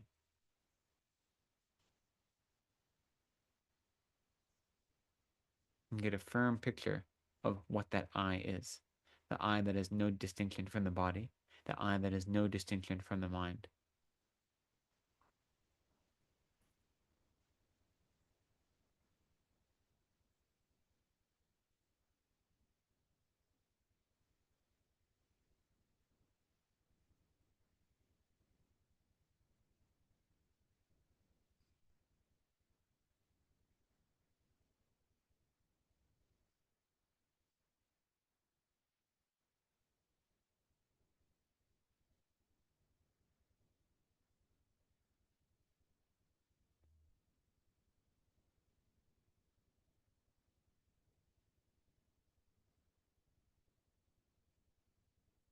We look at the I as it's projected, as it the inherently existing I that our ignorance is convinced is real.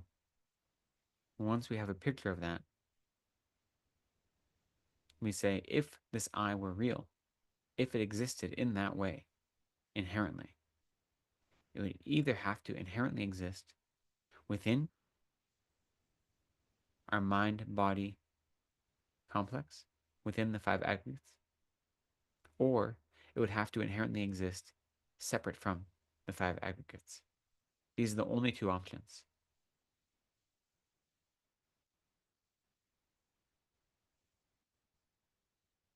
For anything inherently existing, it either has to inherently exist within its parts or separate from its parts.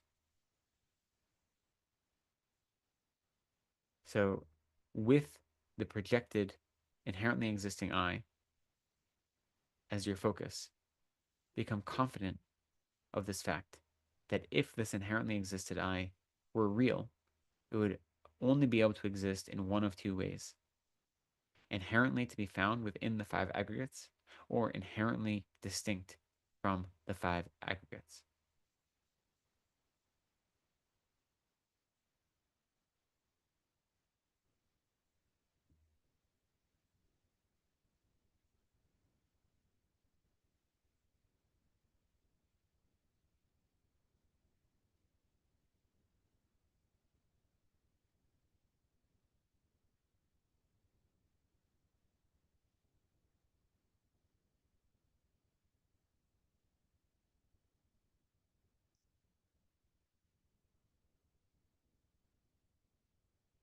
We have to be convinced of this relationship, because if we're not, then we'll always find ways, our ignorant mind will find ways to convince itself that I is still real.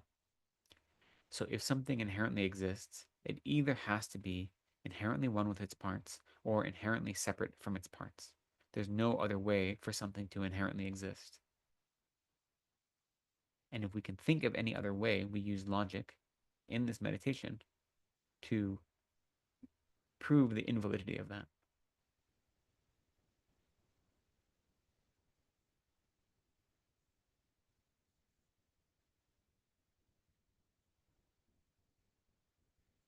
And once we have some conviction that for something to inherently exist, it has to inherently exist in one of these two ways, we bring up the possibility, possibly the I inherently exists within the five aggregates. So if that were true, what would be the results of that? what logic can we use to disabuse ourselves of that position? So that's what you need to focus on now. If the I and the aggregates were inherently one, then it would mean necessarily that I had five I's at the same time. I know that my body and mind are not inherently the same. Therefore, I know that I don't have two separate I's existing simultaneously. Never mind all five different aggregates. So how can the I exist in every single aggregate inherently?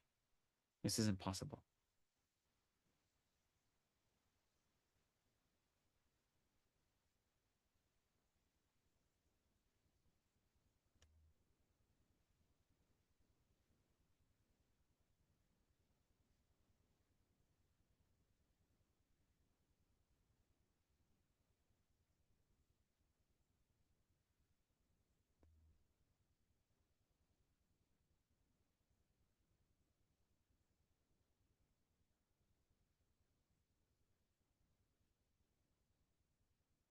If the I was inherently to be found within the aggregates, then I would inherently be my body. I know that things happen to my body that don't happen to my I, my sense of self. Therefore, I am not inherently my body.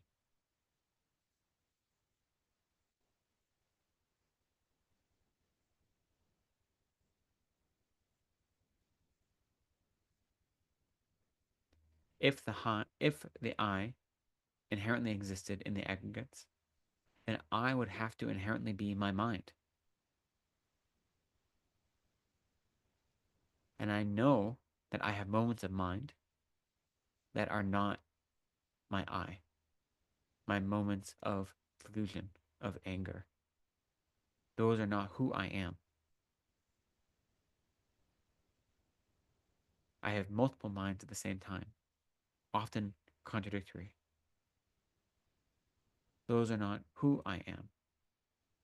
So the I is not inherent with that mind. The I is not inherent within the body.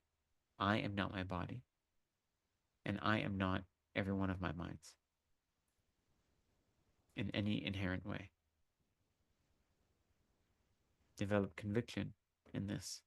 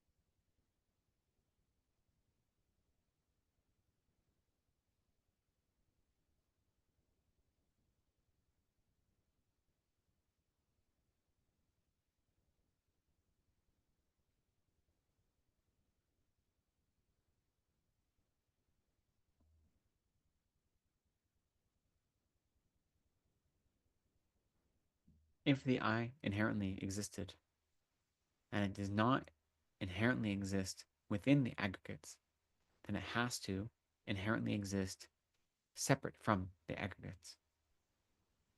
So now we analyze how this cannot be correct. If the I and the aggregates were inherently different, there'd be no relationship between one another.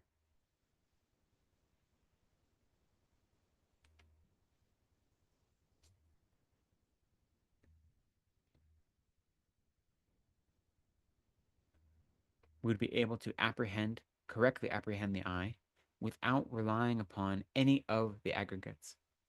So without relying upon any of my minds or any aspect of my body, I would be able to identify the I if it inherently existed separate from the five aggregates.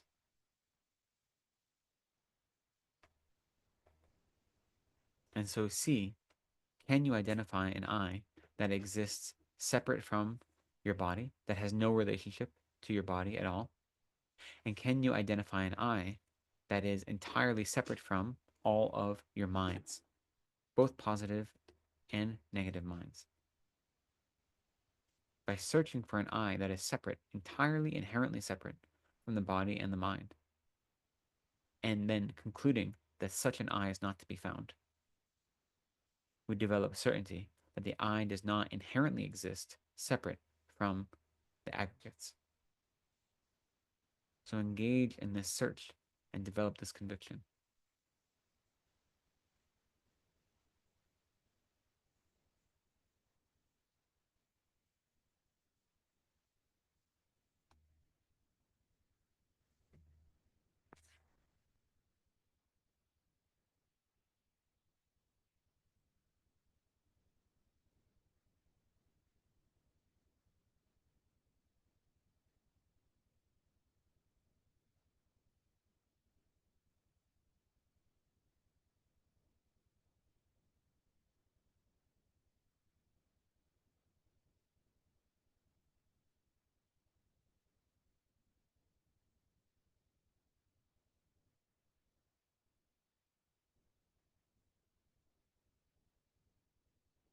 And so, based on this 4-point analysis, we've identified the inherently existing I that the ignorant mind clings onto as if it were real.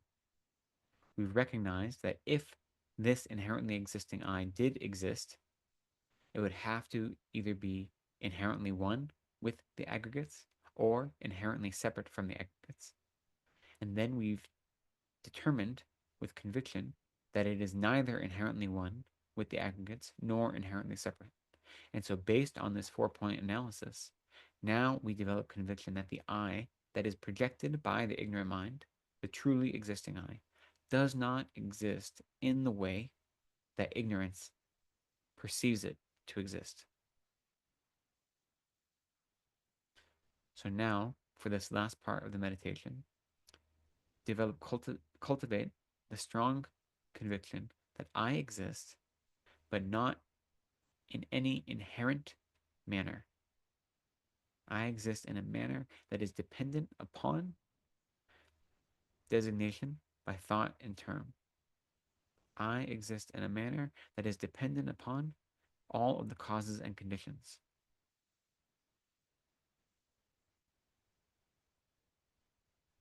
I exist as a dependent arising, not as an inherently existing self.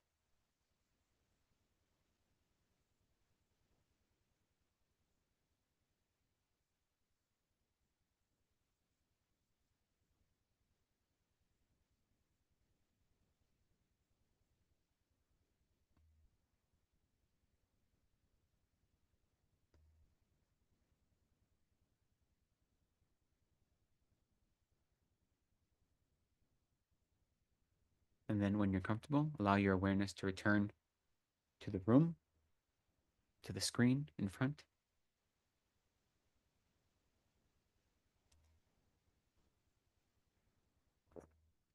Thank you for doing that practice with me.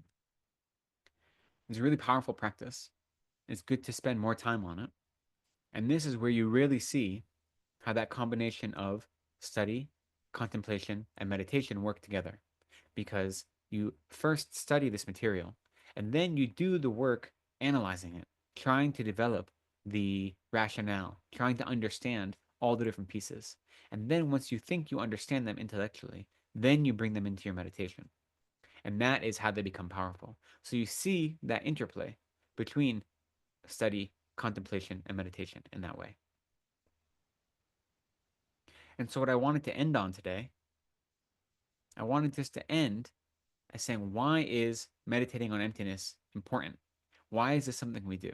If we say, I don't expect in this life to become a bodhisattva or a Buddha, I don't expect that I'm going to be able to achieve any of the five higher paths. So why do I need to try to meditate on emptiness in this life? How is that going to affect my everyday life? How is recognizing that things don't exist the way they appear useful to me? It's a good question because it's a real difficult topic to wrap your head around. You say, I've lived this long without thinking about it. Why do I need to do that now? I think, as I was saying before, we tried to analyze emptiness of the three spheres, so of the agent, of the action, and of the object, right? So think if someone insults you, criticizes you, think of that action, that the agent, the person doing the insulting, don't exist the way they appear to you. The action, the insult itself, the process of insulting you doesn't have any true existence. It exists merely by dint of terminological imposition. And the object, the person receiving that insult, the me, also doesn't inherently exist. So if I don't inherently exist, how could a non inherently existing insult that is lobbed forth by a non inherently existing other person cause me harm? How could I let something like that create disturbance to my mind? How could my whole day be ruined by this thing? There's nothing to it. There's no weight to that. Neither to the person saying it, to the insult itself, or to the me receiving it. And the same goes for praise. When someone praises you, how could I let that inflate my ego? Because that all that is mere words. There's no inherent meaning to that praise. It's a sound that my mind receives and interprets a specific way. And then, due to how it chooses to interpret that sound, it projects either attraction to it or aversion to it.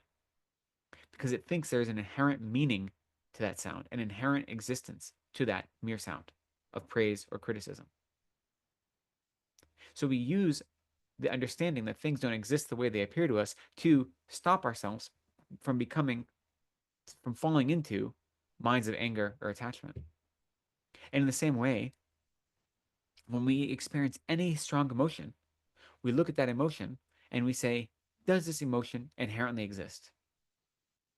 Is this emotion inherently who I am? Or is this emotion merely dependent upon the circumstances that I find myself in and the way I have related to those circumstances, the way I have perceived them, the way I have engaged with them, and the way I have chosen to grasp onto them? Now, not always consciously chosen, but subconsciously chosen. When we see that our emotions don't inherently exist. There's nothing inherent about being in a situation that means I have to respond out of jealousy or I have to respond out of anger. I have to respond out of lust. There's nothing about the circumstance that makes that an inherent reaction. Instead, that reaction is born out of my experience. And that experience is something I project outside of myself, right? When we realize that, then we realize that we don't need to be under the control of our emotions because our emotions have no substance. Our emotions look at our projections and react to those projections. They don't react to reality. So when we realize that, we can say this emotion is out of line because it is not engaging with the way things are. It's engaging with my fabrication. It's engaging with a hallucination. So why would I be so worked up in either direction because of a hallucination? Because of something I myself have made up. Now, it doesn't feel that way at the time, right? Our emotions feel justified and genuine and like nothing in the world exists except for that emotion. I know that feeling, right? When you're really upset about something, nothing exists except for your sense of righteous anger. Like, I understand that. But we need to step back and say, can that be a true thing? That exists inherently and that there's no other way to engage in that experience or that relationship, that moment, except through that emotion. And we use the logic that looks at that emotion and says, is that emotion benefiting me? We know that it isn't, right? Any wild emotions, because they are taking over control of how we engage in the world, and we should be in control of that. So once we determine that emotion is not beneficial, then we see how do we ameliorate that emotion and make it so it is not controlling us, and realizing that it has no substance, that it's got no teeth, It's something we made up. That lets us let it go, take control over it. So meditating on emptiness gives us the outlook that realizes nothing exists the way we perceive it to exist, and yet we engage with it as if it really did exist that way. And so realizing that there is a distinction, a gap between how we perceive things and how they really are, it gives us space to generate compassion and to generate understanding for ourselves and for others.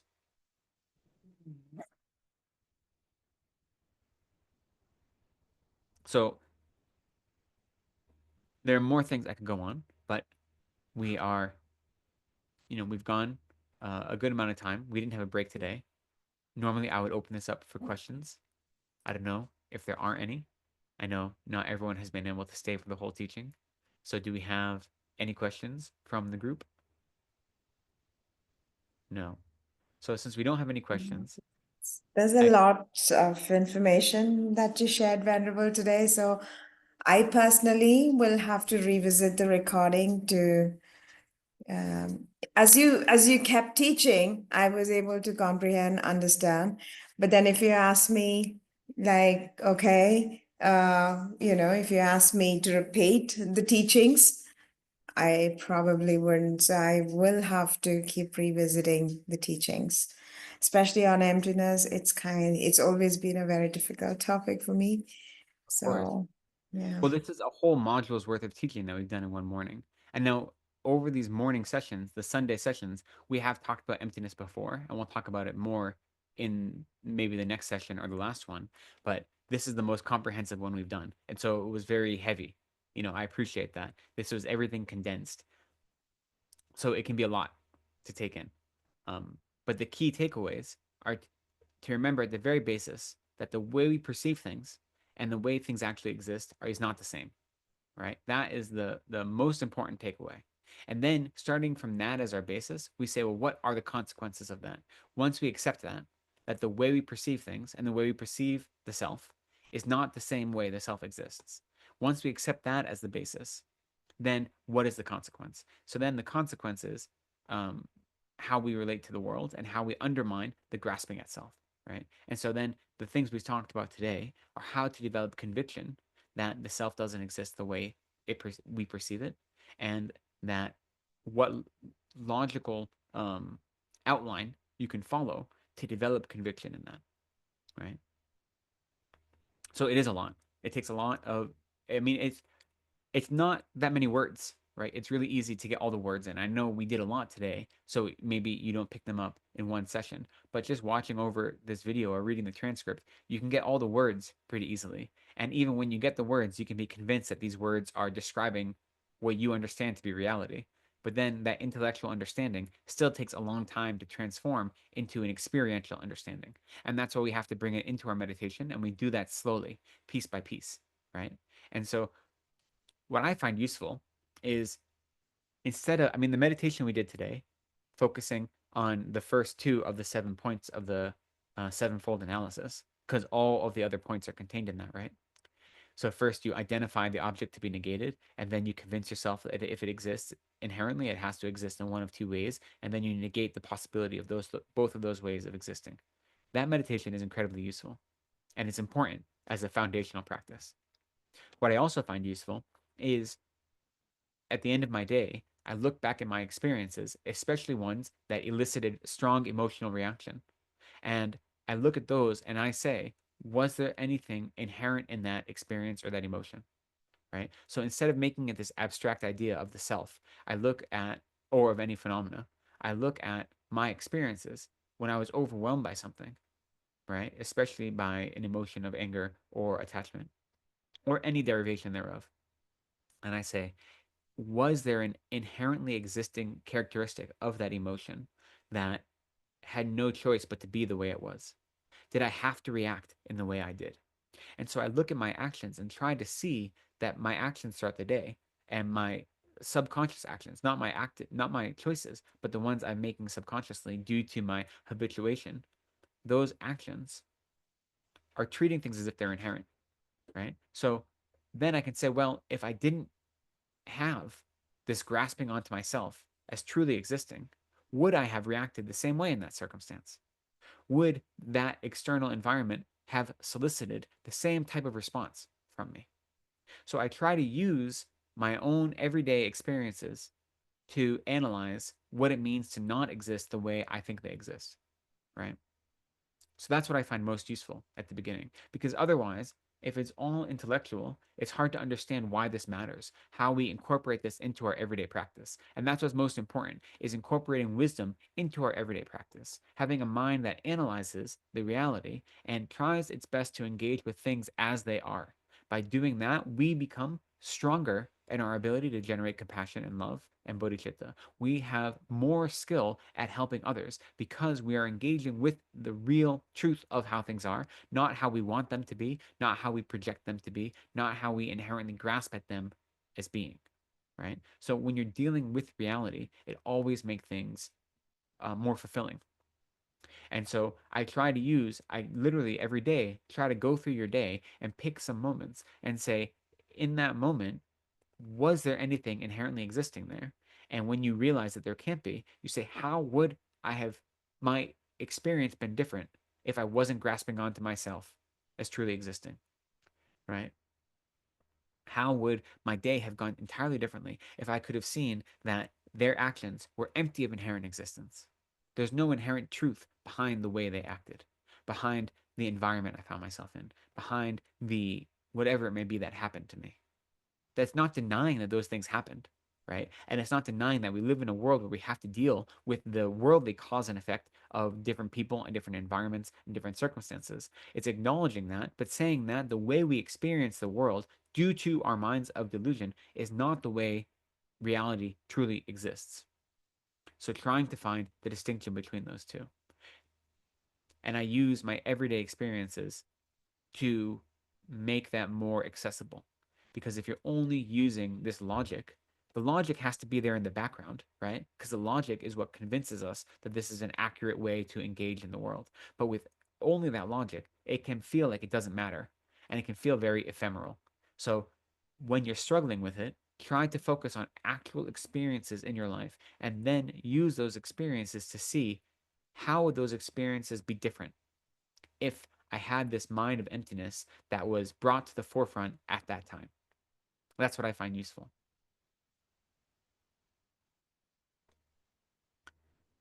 Otherwise, this is just, intellectual talk that doesn't mean a lot. So we need to find that balance. Okay. And Venerable, I have one more question.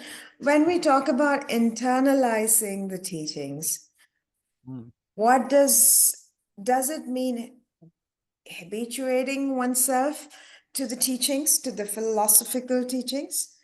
That you just said, well, it is difficult to fathom sometimes, like for me, a person like me. So when one says internalize the teachings, one is asked to internalize the teachings. Does that mean getting habituated with the practices within first comprehending the teachings and then putting that into practice and then getting habituated to the whole concept, teachings, Yeah. practice? So what Is we that mean what it is?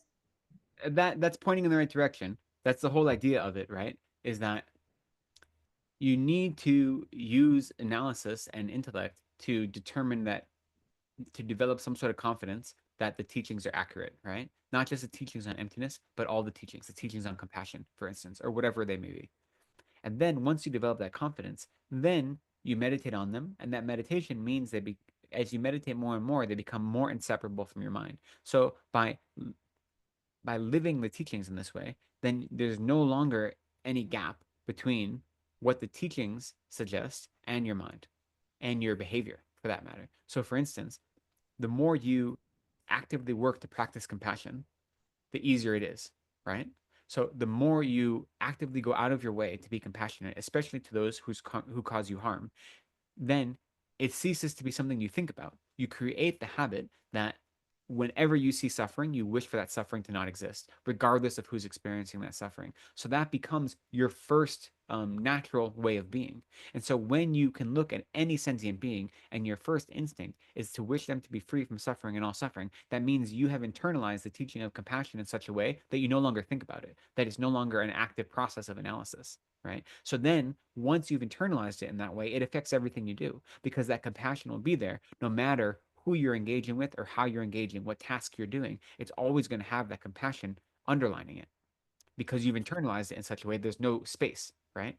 So it goes the same for any teaching. And now it's harder for the teachings that seem very intellectual and heady. But when you can work with a teaching like emptiness and realize that there really is a distinction between how I perceive things and how they truly exist, when you can become confident in that fact, then it's much easier to let go of difficult situations, and it's much easier to not grasp onto pleasant situations as if they really inherently existed as either harmful or pleasant, right? As opposed to being merely labeled that way.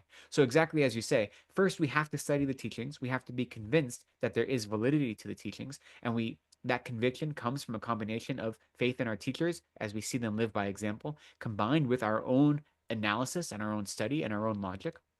We use that to develop conviction through the act of contemplation, and then we meditate on it in such a way that it becomes one with our mind, right? So we no longer have to actively think about it, and that takes a long time, right? That's not something that happens overnight, but what it does is even at the beginning part of the practice it becomes a lot easier, right? So I know for me, when I started meditating, then and just being able to calm down my mind, it made it much easier for me to deal with situations that in the past I would have become outrageously angry about. Because as soon as I saw that anger coming, I was able to recognize that anger, realize that it was invalid, realize that it was harmful, and realize that it wouldn't help me or others. So I didn't stop that anger from coming, but I was able to see it before I acted out of that anger. Right. And so that is where we are in the beginning, is just being able to see these afflicted minds and try to rein them in before they affect our actions in the world. And then slowly and slowly and slowly, we have less of them emerging because we have become so indistinguishable from the teachings themselves. So that's why we see our teachers, like His Holiness Dalai Lama, and he doesn't have minds of anger. Never mind that we look at him and recognize him as a Buddha.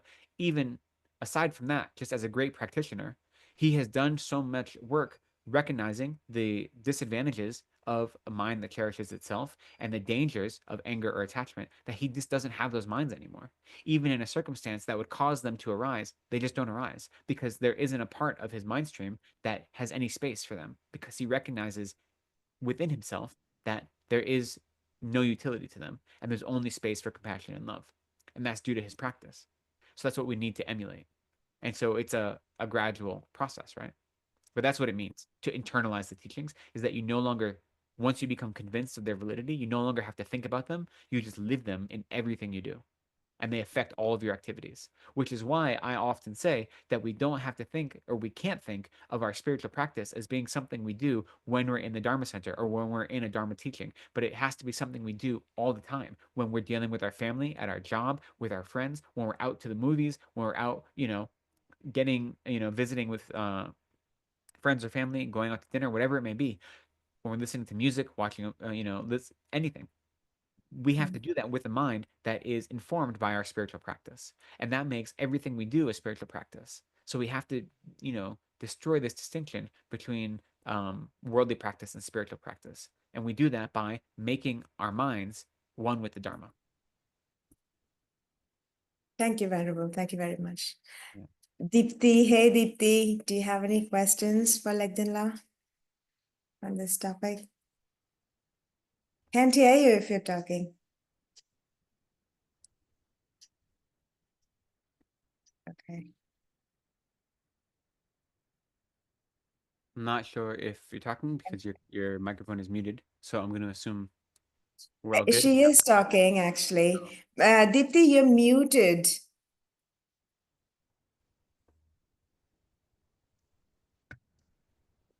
Now, can Okay. you hear me? Yes. Yes, ma'am. I missed a part of the talk because there was something else to do here. Little under the weather now, that's why I'm just lying down.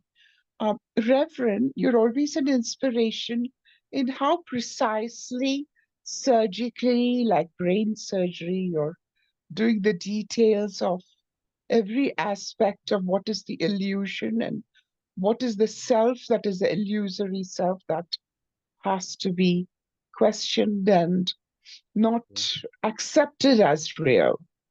So, what is real?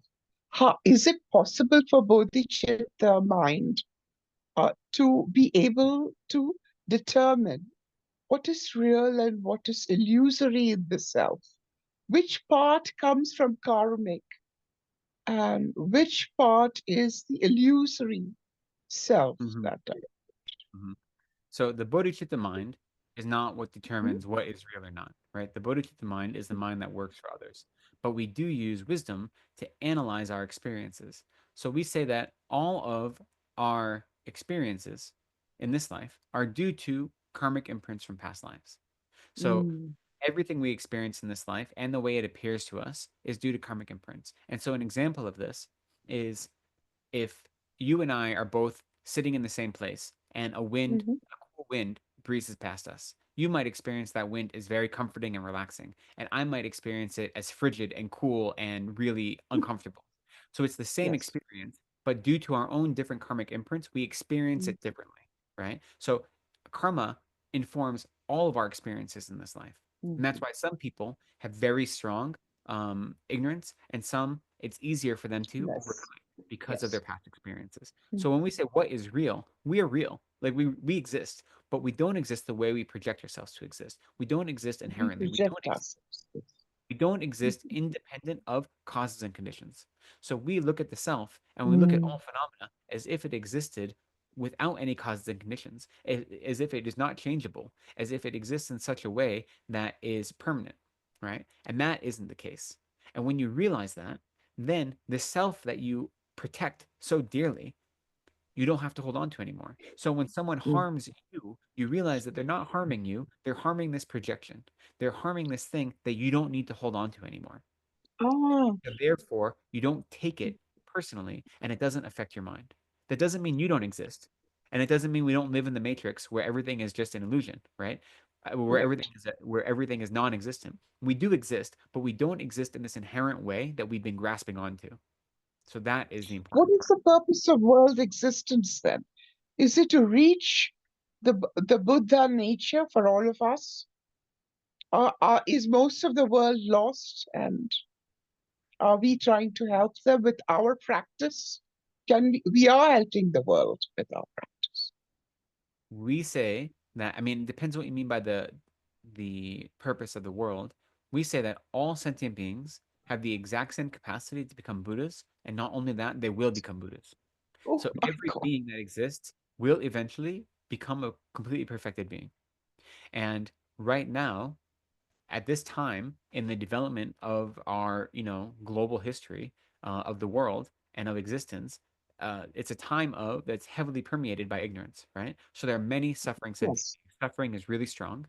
That doesn't mean that they won't become Buddhas. It just means that there's a lot of work to do. So, as someone that is trying to live the life of a bodhisattva, we make others' happiness our priority.